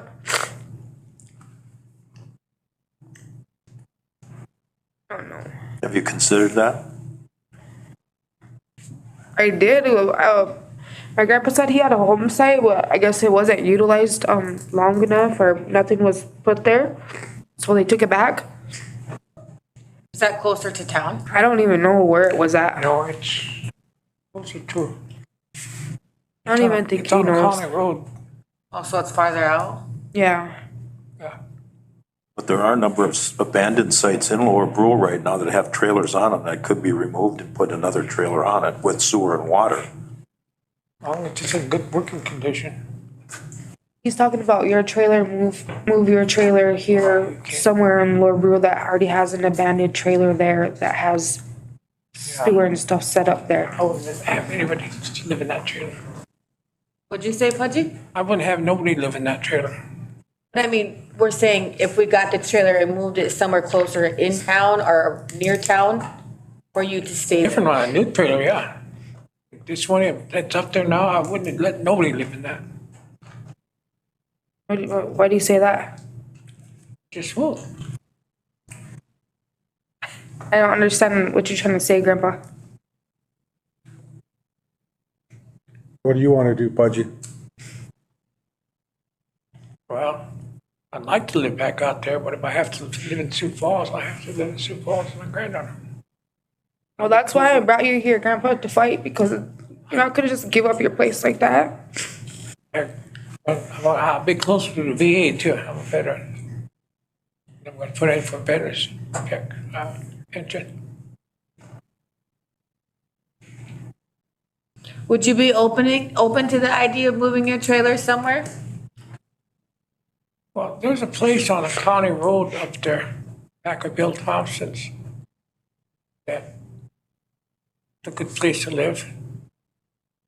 And you said that was already your home site previously?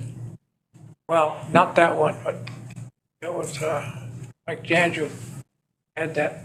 In fact, I think they still have that property. That's a home, that's a home. You guys ever worked with him, Tori, to reestablish his home site? How long does that take? Takes very long. It's just going back up to the bureau and looking at the home site he had previously, seeing if anybody got that home site after it was forfeited back to the tribe without him putting there, then request to get a home site back in that original area where your grandpa had his home site. So That process gets started through the paperwork, goes up to the bureau, and there's a signature list. I mean, all those things you gotta go through, the roads, was it electric, bureau water. I think I sign it at the end, and then it goes up to the bureau and they present it back to the council. So it's about at least 30, 45, 60-day process. So we got 90 days to do it, and at the end of those 90 days, if you're not able to do it, maybe you could figure something out in between now and then? That'd be an option. Would you be okay to that option, Pudgy? Yeah. Where was your original home site? Well, where's your home site? Is that what I was telling you about, it's on County Road, back of Bill Thompson? There was a house there. At one time, there was a house, a real nice house. And it's gone too. My question is, there's like certain places where you can get a home site, right? Like, cause I believe that like where my grandpa's trailer is, it's not, owned by the tribe, it's like in trust, whatever. Still waiting for trust status. So you can't get a home site on that land, right? I don't know, I don't know what the problem is, why he can't just keep his trailer there.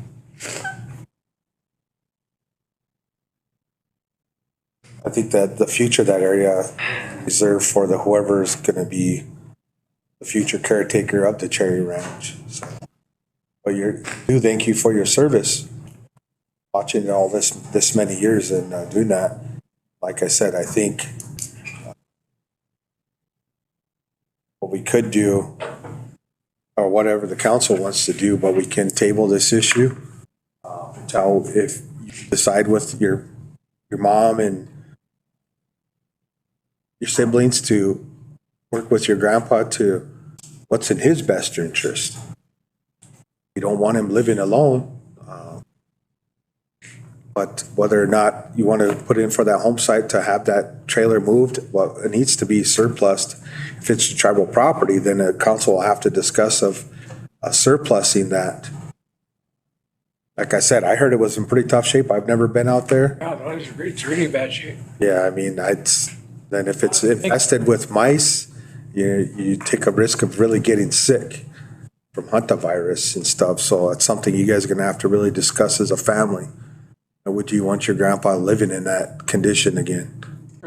I wouldn't say it's infested with mice. I've been out, I think last time we went out there and stayed, was Thanksgiving. My grandpa was with us. I didn't see one mouse. I mean, it's in the country, you're bound to get a mouse or two here and there. Not like it's not infested though, I can tell you that. And it's, like I said, probably doesn't live up to their standards. Lee and whoever went out to go check it out, but in my opinion, I believe it's livable. Tori, you have to look at the tires too, because those tires underneath there, if they're there, then that's one thing. If you've got 6 tires. Well, they had taken Oh, the yeah, tires that's off. something I didn't. Yeah, and that's a good thing, but still, they could be rotten, and then if you're gonna. Oh, yeah. If you're gonna look at that, then you're gonna have trouble with that, because you got more expense in tires than you do for the trailer house itself. Yeah. So you better take a look. And no disrespect, but in essence of the time crisis, we're. Yes, I know, I'm sorry. The pleasure of the council.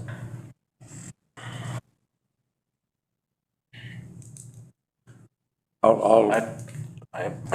kind of like what you add as tabling and see what we can try to find a better living situation. Because the one thing, Pudge, is like, I wouldn't want you living by yourself. I'd rather have somebody living with you and getting things kind of situated with your family to figure out what can we help out in that end. My daughter, Corey's mom, she comes and she helps me a lot. Well, it's not about just someone to come in and help you, Grandpa. Somebody has to actually live with you. Yeah, I know it. So Randy, can we like communicate with Lee or give these guys some kind of communication saying they got 90 days to figure out the home site, or if they want to move the trailer or like that kind of thing? Just give them 90 days to kind of make a decision. Sure. Yeah, I'm in agreement with the tabling too. Tori, you mentioned an aunt or somebody would check on Pudge if he was out there. No, I want to speak to my relatives to see who can actually go stay with him, like live with him, because he cannot be left alone. And my feelings like the rest of the council, you're getting up there in age, Pudge, and we're gonna try to get you into a trailer that's questionable living in it. the living conditions or the conditions of the trailer are questionable. So questionable that there's a possibility if the farm wanted to tear it down, it's not, I sure would hate to put you in there and have something, you know, there's a high degree of liability there, I think, if we're not careful what we do.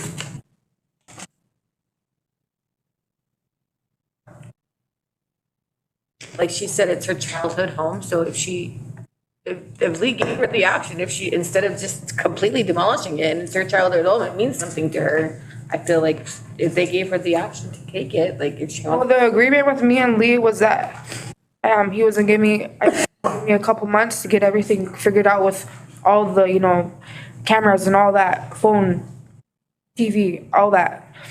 And find somebody to go live with him, and he said, yeah, that's fine, just, our concern is just you guys leaving it vacant and there's nobody living there. Said if you can get your grandpa all set up back in there, then that's fine.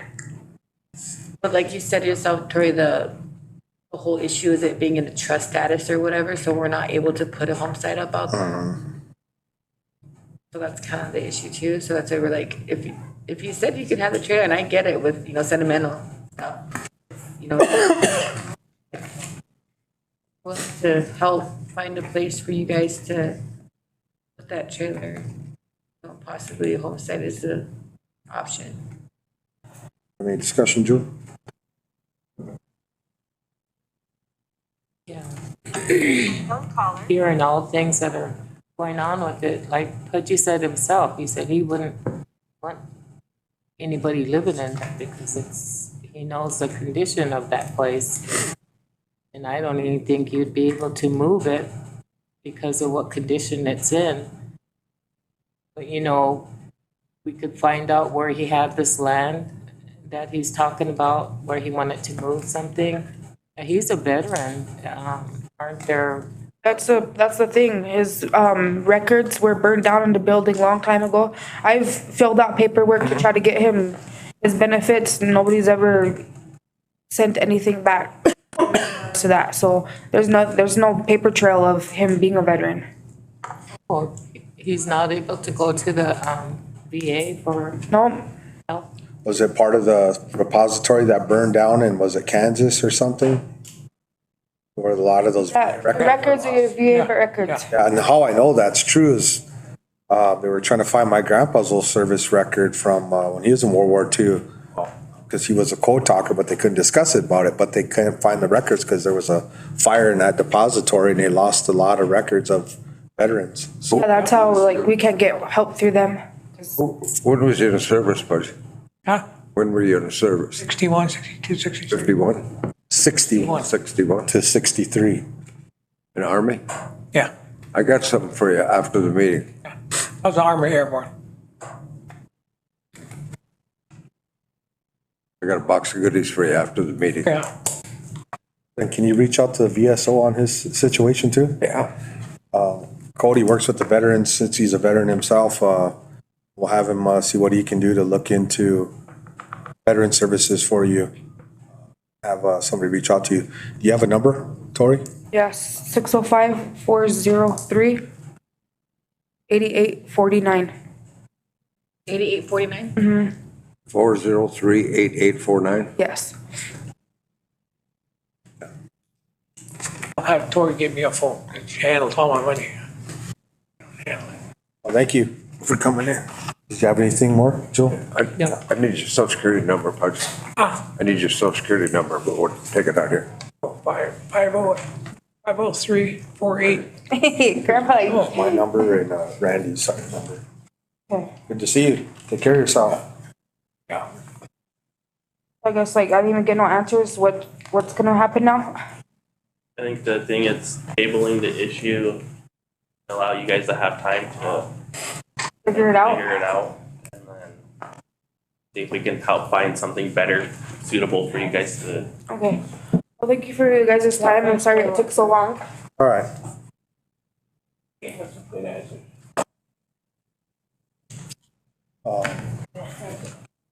Lance?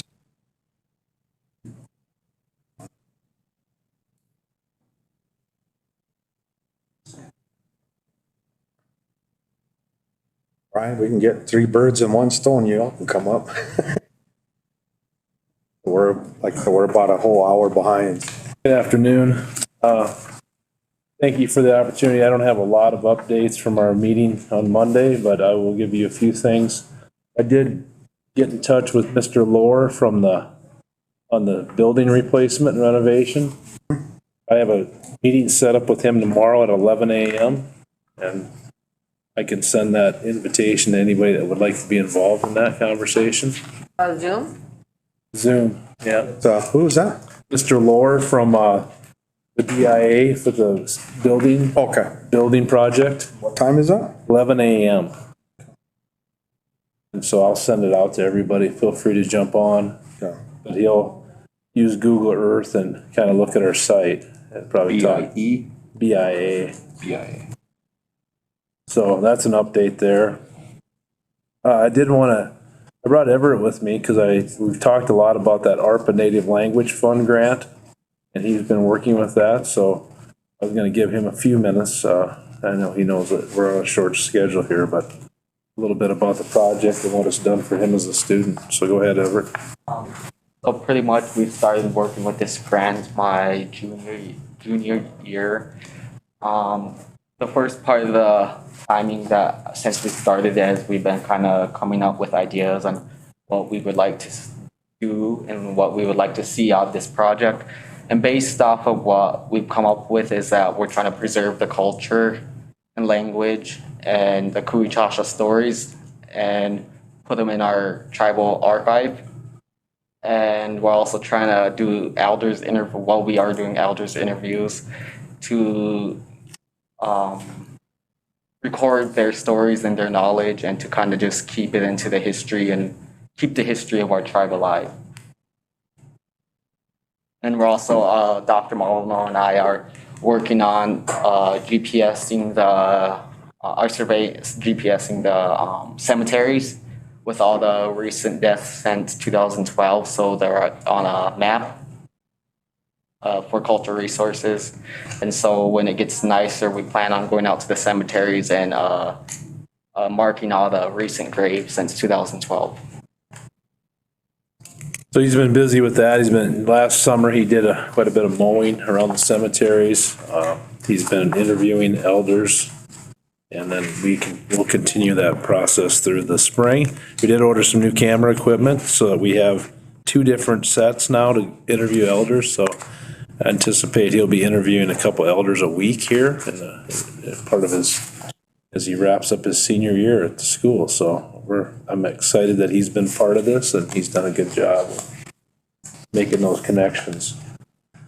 A little bit on the other thing I wanted to bring up was the greenhouse. I did reach out to Sharps. They're supposed to be getting a hold of me as far as digging that. I'll be working with Mr. Jandrew with facilities on obviously seeing if there's anything in the area that we want to avoid digging. And we obviously have to call it in too, but just to kind of see what might be there already. Just a couple updates from last night. The boys won. They'll be playing Friday night against Harriet Selby at 6 o'clock at our gym. And then if they win that, they advance to a game next Tuesday, site to be determined. And that'll be the game to get to the state tournament, which is held on March 16th through the 18th. And the main thing that I needed to get accomplished today for the council to pass a resolution on is the calendar, which I shared a draft with you. Yeah. The only change I made to that is on the conferences. They were previously scheduled on the week of the 22nd through the 23rd of February. And now I've moved that date to the 8th and 9th. On the PTCs? Yeah, PTC. So, and I don't know if I don't think I changed it in the middle. I'll have to change that. But on the calendar itself, that used to be yellow and blue, I think it was. What month did you say? February 2024. Okay, and you said you're changing the date from the 22nd and 23rd? We moved it from the 22nd, 23rd to the 8th and 9th. And I gave you a new copy on your packet. So that was the main thing I had there was to change that date, but I'd like to get that approved so I can take it forth to start off teacher contracts with the 4% increase as we talked about at the council, at the board meeting on Monday. To kind of keep in line with our salaries in the surrounding areas. 4% increase for teacher comp. For teacher salaries, yeah, to keep up with state. I'll entertain a motion to approve that 23, 24. Make a motion. Calendar? Calendar, yeah. Motion, soup calendar, is that what you said? Motion by Cody, second by Chris. Any discussion, Chris? No. Bailey? Joe? No. Cody, call for the vote, Chris? 4. Bailey? 4. Joe? 4. Cody? 4. Motion carries 4-4, 1 absent. And from our discussion on Monday, I don't think much else has changed, so, unless you want me to give updates to the community and anything, but we will be, I have reached out to the bus vendor and we're gonna start working on getting that electric bus paid for or get the money drawn down, so. Yeah. I have this one here, if you need another copy. No, I have the old one, that's fine, I just. Here's the new one. No, oh, yeah, oh, yeah. Back of that. Oh, yeah, it's on the back of it. Sure. You want, Ursula, you got it? That's all I had on, now you're short on time, so. Thank you, Lance. Appreciate it. Sure. Can you be sure to send that to me? I just kind of. I will, I'll send it. I'll send it out when I get. See you Friday night, Lance. All right, thanks. Wyman got beat, huh? Yeah, I watched that when I got home from the other game last night. They had it. Lyman. Really? Left that little wide open. That guy went down, made a layup, and that was the game. Beat him by what, 2? 2. Really? Yeah, dang. Good afternoon. I have 4 things that I need to cover, and then Raquel has some things along with talking about setting up a scheduled separate meeting so that we can address Head Start issues like you do or with the school. First of all, Chris, you asked last time about the mandatory attendance that the Senate had presented. That went to the 41st day. That's where they were talking about changing the age of mandatory attendance from 18 to 16. That did go to the 41st day in February. Otherwise, you should have 2 tribal resolutions that are, of course, in draft that I'm here to discuss. They are being presented to all 9 tribes within the state. The goal is to have a united voice. And the first one is about forward funding all education dollars. The previous council and Representative Thune has supported that we needed to forward fund higher ed dollars, but there are a number of other things. First of all, that was not successful. So we need to continue that fight even though we had his support. But second of all, we now have worked together and decided that we should try and have all funds forward funded. You have a list in that resolution what those funds are. That is what's best for the tribes and more importantly for the children that we all serve. So I would ask that you consider passing a resolution to be submitted to the BIE to forward fund all education funds. I entertain a motion to approve this I'll make a motion. request. Second. Motion by Bailey, second by Cody. Any discussion, Lewis? No. Chris? Bailey? No. Joe? No. Cody? Yeah, there's be 9 of these for 9 tribes, correct? Yes, all of the tribal ed directors, I'll be presenting to Crow Creek as well, because we serve both sides through the 638 contract here. The next resolution you have is, whoops, I'm sorry. Discussion. Call for the vote, Lewis? Chris? Bailey? Joe? 4. Cody? 4. Motion carries 5-4-0. This is to help us get our higher ed money. Yep. And we will be reaching out to the senators and Representative Thune to continue. And he did write a letter of support. So we hope that will get a positive move. The next resolution you have is for ISEP funding.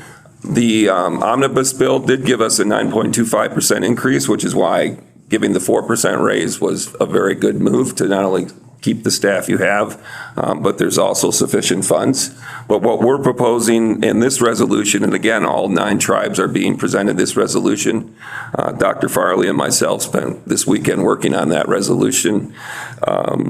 if you'll remember, there was sequestration that took place back in fiscal year 13, which is when all of the federal programs except military and 2 others took a cut of 10%. What we're proposing now, which has math and logic behind it, is to have a 3.5% increase to account for inflation, cost of living, and buying power that was lost with sequestration. If you do that math, it pushes the numbers up to the 8,000, almost 8,500 in FY25, which just gives us the buying power we had back then, which there's even testimony that that was not sufficient. However, it at least has a legitimate starting point and ending point. This, again, is the same resolution that will be presented to all 9 tribes. My job is to ask you to pass this resolution and answer any questions. I'm sorry, I can't see it from here, but I think so. Yes, funding from. 8,500 back, or 83.5. Motion by Chris. And then ask a couple questions. That's 3.5%. Yes, sir. Request for any increase. Yes, sir. That don't only go to all the Sioux tribes, it goes to all. That's ISEP schools, right? Nationally, yes, which is why. And then we're actually also even working through the Great Plains Tribal Chairmen's Association to get the Navajo involved with this conversation, which is, of course, the other largest united group, which Great Plains now is probably the 2nd largest group working together as with all 9 tribes to get this. First, Navajo. Navajo is the largest. So we're working to get them through that. Got a motion on the floor by Chris. Have a second? Second by Joe. Any discussion, Lewis? Chris? Haley? No. Joe? No. Cody? Call for the vote, Lewis? Chris? Haley? 4. Joe? 4. Cody? 4. Motion carries 5-0 against a not voting. This is to let you know, I've been asked to go to St. Francis tomorrow and to present on this resolution to the tribal representatives that are going to NIEA, the National Indian Education Association, next week, and that will be lobbying for the increase in ISEP so that they clearly understand it. After talking to the chairman, it's more of an, for your information, so you're aware of, I guess, the work that we're doing. But Cecilia Fire Thunder is one of the larger voices that I'll be working with tomorrow to help her understand exactly how the ISEP funding works. The other thing that we would need action for is the social studies standards. The next testimony is April 3rd, which is before the next council meeting. Both Raquel and myself plan on attending that meeting, which will be taking place here. So just to get your permission, since it is a traveling activity, or to let you know if it doesn't take action, that we plan on attending that. I don't think you need approval, but we're all in consensus. Thank you. Okay, sorry, I bring you guys huge packets every time and you get to see it right when we sit down. So I know you'll have questions. There are opportunities for discussion after this. You're more than welcome to come and visit me, call me, or we can set up a formal meeting to discuss all of these things. I highlighted kind of the things that you want to talk about right now today. That would be our need for the higher education fund for spring 2023. This includes the full list being funded for higher education and 5 students who have applied for technical school assistance. That figure is right there on the paper. That's what we will need for spring semester. I'm hoping that we're not getting scholarships out in June again, so please help me look for funding to supplement this if we are still waiting for BIE funding, which I assume we will. So there's that figure, and I'll work with finance to discuss supplementation. I did want to let you all know that the scholarship committee did meet 2 times so far, and there is a form attached to this packet that will show you one of the internal forms that we've created or that I've created for approval from the committee. And it's an internal application. This application will be used to capture those students who do not qualify or are ineligible for higher ed or tech school funding through the BIE, through our higher ed program. As I process the apps and identify these individuals, if they haven't. I don't think any of that's been established yet. Okay. None of that. We'll give it just, we're all just in discussion on that. So this is just a quick update of We met, we're still discussing it. We don't plan to fund until fall 2023, right? So when that funding starts, it'll be for the next school year. Yeah, there's still a lot of planning involved. There's nothing finalized yet, but the thing that is finalized is it's next semester or the fall semester. So we keep it a school year instead of starting this semester and breaking up the school year kind of thing. So this is a official scholarship form? Well, no, they haven't approved it yet. Oh, okay. They've all Just gotten kind it of via from our email. discussion, what we kind of had Raquel put together. Because who's the scholarship committee again? Cody, me, Chris, Me, Sadie. her, Sadie, and Trish. Okay. And we were gonna meet that day, we had a late start, but Raquel was still snowed in and we just couldn't get, we just couldn't get everybody together that morning. Sounds good. Okay, please review the Head Start updates, especially the second bullet point. That I will have a discussion with you all later, but it is bothersome. If you flip to the second page, there is a highlighted area. Because we did not expend director salary since the departure of the last director through the last school year from April until December or till February, actually, when you named me the director, we were not utilizing those director funds. We had originally planned to place them to the roof repairs. Because we had other funding to support that roof repair, I would like to propose extending the school year for our second-year students to be better prepared for kindergarten readiness. When I came in July, we had schools getting ready to receive our students. School started for the public school and the tribal school. We had a lot of calls from the schools saying, what can you do about these students who you graduated who are not ready? Unfortunately, attendance is not mandatory for Head Start programs. We are not like the school system in that way. So when students are to graduate, they just move through the Head Start, even if they attended a majority of the year or not. With extending the school year up to 4 weeks, we could better address kindergarten readiness. We could help fill that gap. I have 3 lead teachers and 1 teacher aide who is willing to work extended through the summer. I just am asking your permission to seek the viability of this program extending into the summer for 4 weeks. And if we can, I would like to move forward with that plan. What about the following year? You said this is carryover? This would be carryover from unexpended director's salary. Yeah, this would be a one-time thing. And that's what should be clear. Yes, however, because I've spoke with Dr. Johnson from Sisseton-Wapaton. She is currently the TED director for their tribal ed department, and she's the director of their Head Start. She has done this since COVID, and she worked it into COVID budgets. Now they work it into their regular Head Start budget because they've had such success with kindergarten readiness. And what they focus on in these 4 weeks is not meeting Head Start standards. They focus on kindergarten readiness for local public school systems. So I feel that this would be beneficial, and I would do the work to move money in the budget to ensure that we can continue this if it is a good program. I think it's a great idea. It's just funding again and Yep. what we got to worry. Yes.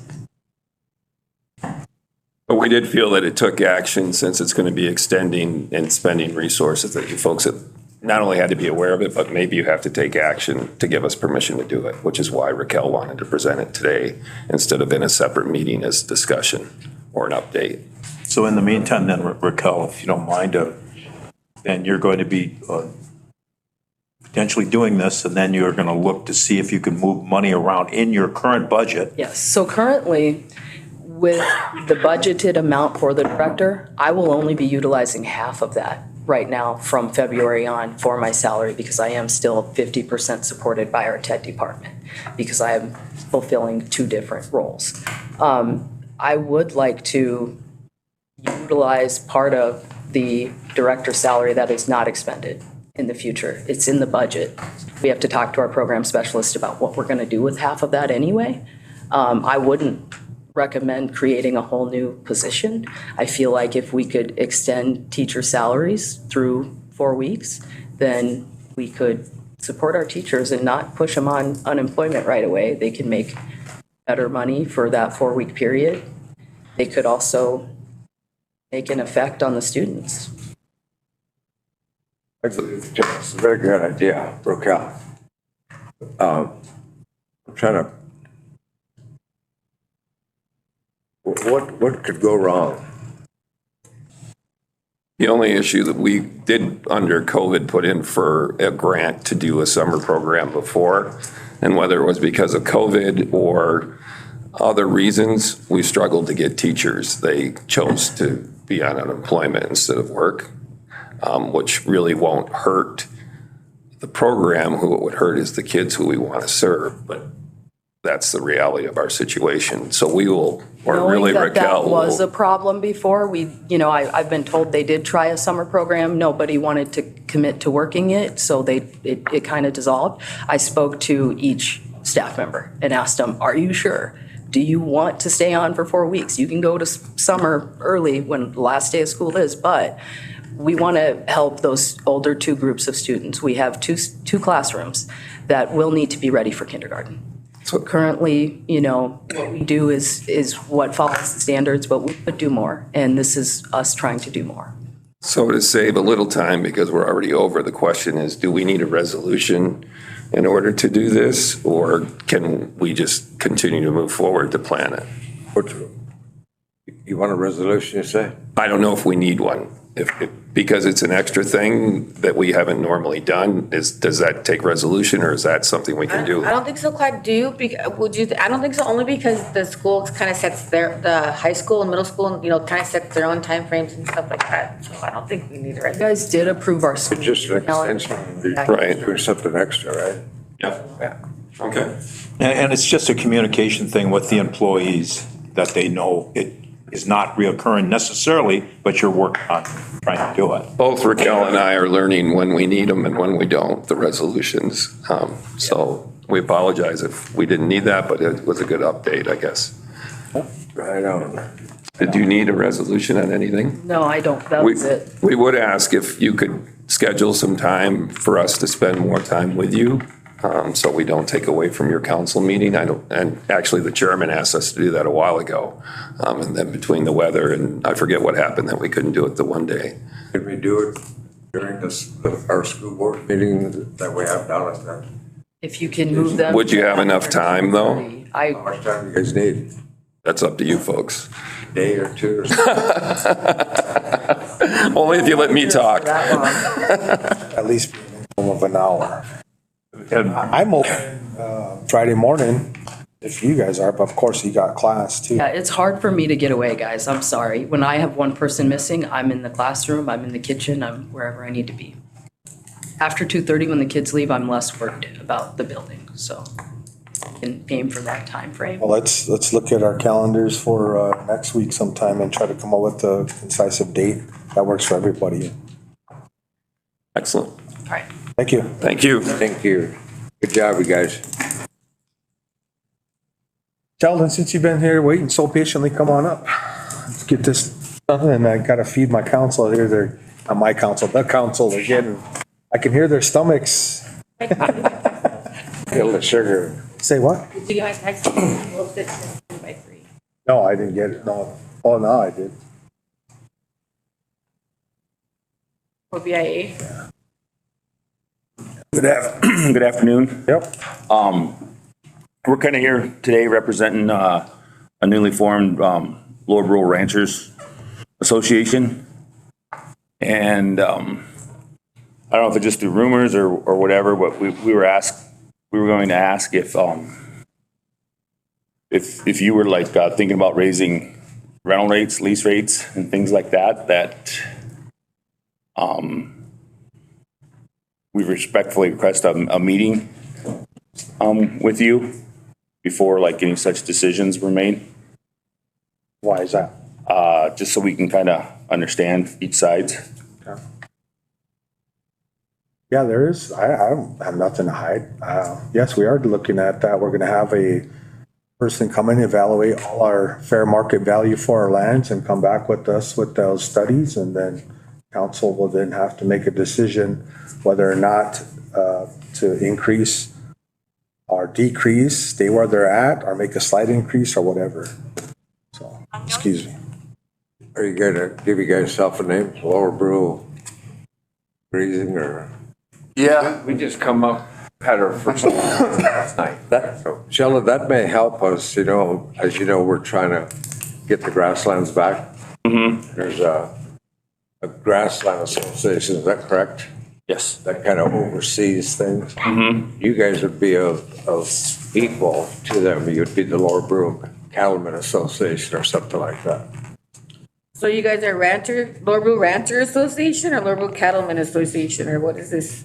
We haven't come up with that yet. Producers Association. I'm with the name. Well, it's all the leaseholders who are running cattle. I'm sorry, I'm Michael Madsen. I should introduce myself. I apologize. Good night, it's been a while. So, Excited, like, I did it. Marty Jandrew. Marty, hi Marty. Hi, Marty. Mike. This guy here, he come by and see me. Yeah, and I know, Ever, we just thought that maybe there was information that could go back and forth between us, and I don't know, maybe there's a. yeah, and the reason why this got brought up, because for many, many years, as you all know, there's been thousands and hundreds of thousands of dollars made off of subleasing of tribal land, and none of that money was ever given to the tribe. And we've decided that's just not acceptable anymore. We don't know who's all doing it because BIA not doing their job of lease compliance and people not signing pasteurization agreements to do that. And so we just said that we can't allow that no more. That's not right because that land belongs to all of us. We're all tribal members. And that's not fair for certain people to make bank off the tribe and the rest of the people suffer. That's not right. And so the fact of the matter is we took that and then looking at, there was some lease discrepancies that were up in BI that was brought to our attention of rates that weren't set right. That maybe was from agricultural and switched to grazing or something. And there's a handful of those, so we have to review that as well. So it ain't nothing personal against any ranchers because we're looking out not only for the tribe, but for you as a rancher, but we're trying to find that common ground. We're not trying to be disrespectful to anybody, but we just can't allow it to what's been going on in the past to keep continuing down that road for the tribe's best interest. And another thing too is like, that whole issue that we had with your guys' lease. There's being a lot of gray areas with that. And so we're just kind of getting a set kind of land compliance, land evaluation, all that kind of stuff and having it more concrete. Yeah, and we just like to meet just to have any questions you have, we'll be able to answer. What we hope to distribute to the council was maybe more information to you so that you can make a better informed decision about what you're doing, coming from our side as well. We understand what you're under and we appreciate what you're trying to do. We're not against it. We're not mad about nothing, but we think that you should make a informed decision when it comes to this because certain amount of money could certainly break all of us. We're not as healthy as you think we are. But if you know where we stand, then you can make a good decision and it'll be beneficial for the whole tribe. And that's all we want. We want the opportunity to present you with maybe a fair value of evaluation of what we are and what we're up against. And that's what that's what that whole A is going to go into, and they're going to do all that research and get a lot of that information. And so we are making informed decisions. But yeah, with hearing your guys as the ranchers, you know what I'm saying? Right. It's grateful, I know Sheldon, I know you, Marty. It's grateful that you guys are organizing to come together to sit here and come to the table with us. Give us guys that better understanding, but our viewpoint's always gonna be the same. And we're trying to look out just not for your interest, but for the whole tribe as an interest. And, the one thing that we look at is hard times may be coming, not just for you guys, but for even the community, but how are we gonna take care of it together? And that's the biggest thing that I look at. When it came to, like I said, none of this is a personal thing. It's just a basic of how are we gonna take care of each other when we're not? And I understand that. What we're hoping to do is work collectively with you. And if you can make an informed decision on what we're doing, that will benefit us as well as the general membership of the tribe.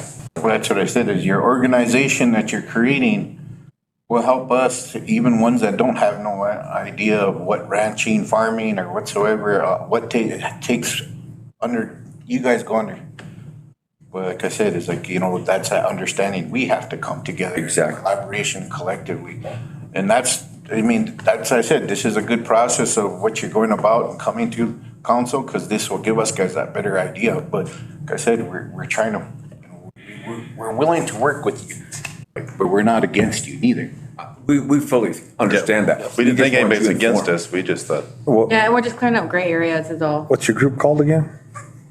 We don't have. We all got together last night, and we all started talking about this. We needed to talk to you. We better get on it quick. Once you guys get a name, you're gonna get probably some rules and policies together, some kind of agreements.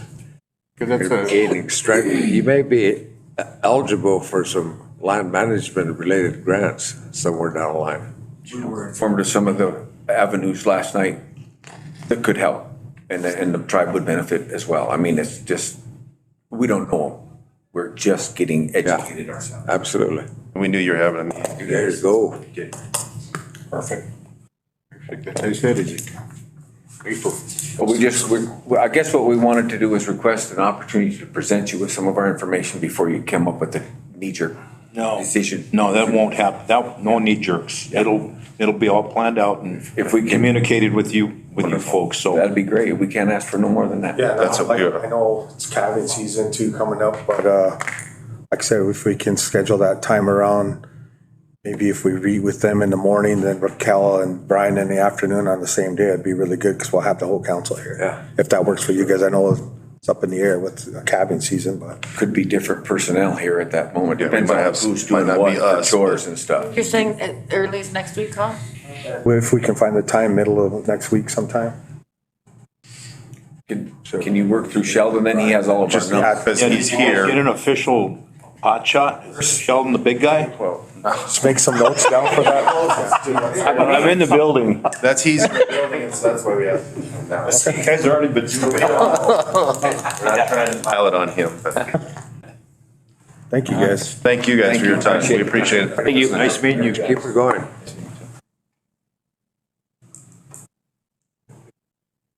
Dwayne, where's, sure. What do you want to talk about? Let's get her done and then we can take lunch real quick and then we'll meet with BAA. Dwayne? Yep. Yep, you can come on up.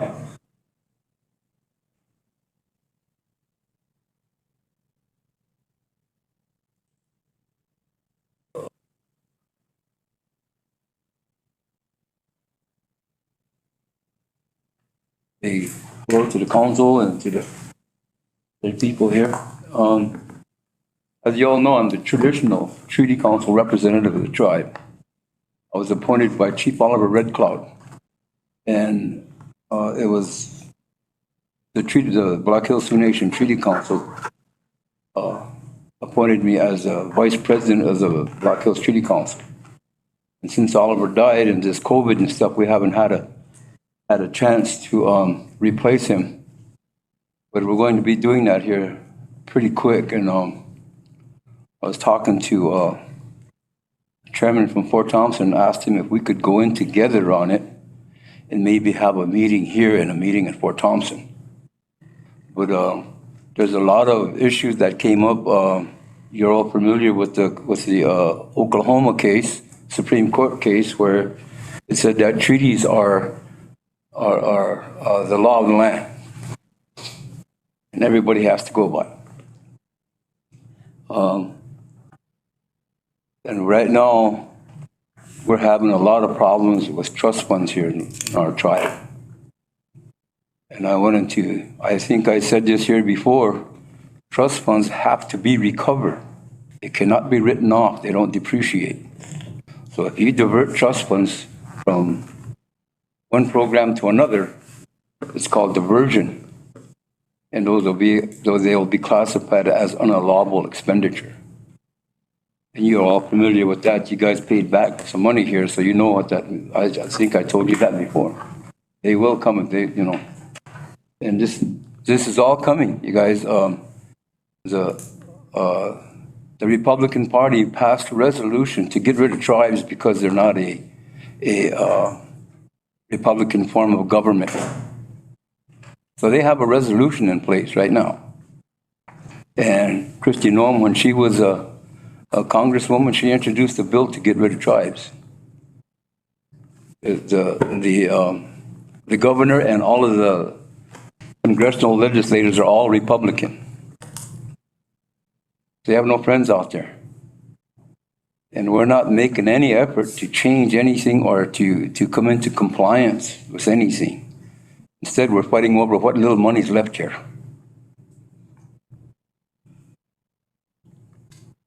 And I think we got more non-Indians employed than any other tribe per capita basis. And there's a law out there that says that also self-governance 638 contracts are supposed to be administered by Indian people. And right now, most of our 638s are administered by non-Indians. But the tribal council cannot delegate its elected authority. Can't do that. If you're going to do that, then you shouldn't run for council. Because they give you that responsibility, not for you to give it to someone else. But those are just some observations that I have. I'm not trying to get down on anybody or bash anybody or anything. I'm just trying to give you some advice. I'm 77 years old and I've been, on the council too. I've been here with the same place you are. Faced the same problems and they're still here. The same problems are still here. Nothing's changed. Would you say the tribal council cannot delegate our authority, our official authority? You cannot. That's why you're elected. If you're going to delegate your authority, then why should you be elected? In terms of what though? What do you like? Authority. Just in any matter? Right. You represent people that voted for you. I mean, is there a specific matter that we're talking about? I don't know. I guess your finances is probably the main thing. But there's no light at the end of the tunnel. It's going to get worse. They're starting to, cut a lot of things again. The governor's going to cut the food stamps, and the federal government already has cut the food stamp. So there's harder times coming. We don't realize what we're looking at here. Those are our poorest people that live on those food stamps. And they're going to be hurting here pretty quick. And the other thing that I was really concerned about is how many of our young people are dying from methamphetamines. That should be that should be a concern of the tribal council, I believe,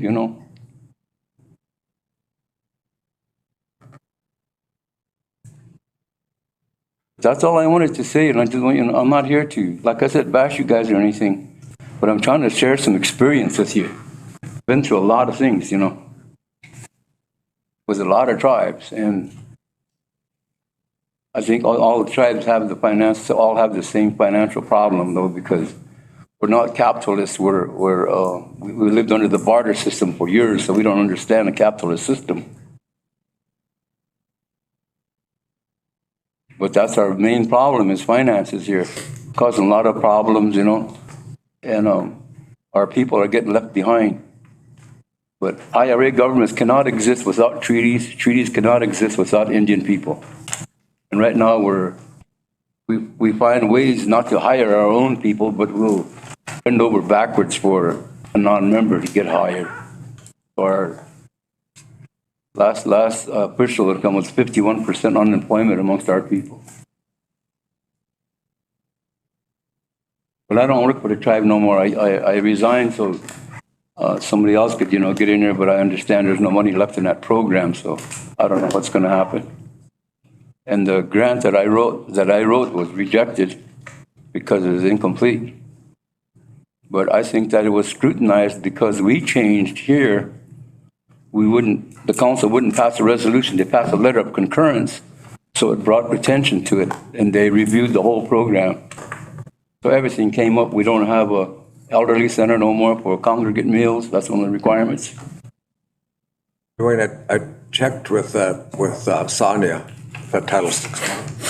There was $90,000 in there, which we had to spend at our obligation at the time. I think that's still there. No, that's gone. That's gone, that December 31st, that was supposed to be obligated, but it wasn't. Well, I don't know, maybe you guys did. And then there's $104,000 on, no, it was $14,000 in Title A, Part A. I think if you're obligated, you're okay. Yeah. Otherwise, if you didn't, you'd have to give it. But that's what I was trying to tell you to do, 'cause, so we could do it like we other did. But now they're saying we're overspent and we don't have any money. I don't think that's accurate. But like I said, I don't know what happened. But I know there was some charges made. We have a charge account in, one of these, I can't remember where it is, but I've never bought anything from there. And we had a charge account with some auto parts stores. I've never bought anything from the auto parts stores. And the gasoline was another thing. There's charges made charge to the elderly for gas. We only filled up once a week. So that's really easy to keep up with. But those are the things that, we need to get a handle on. Otherwise, when you got one program affecting another one, that's no good.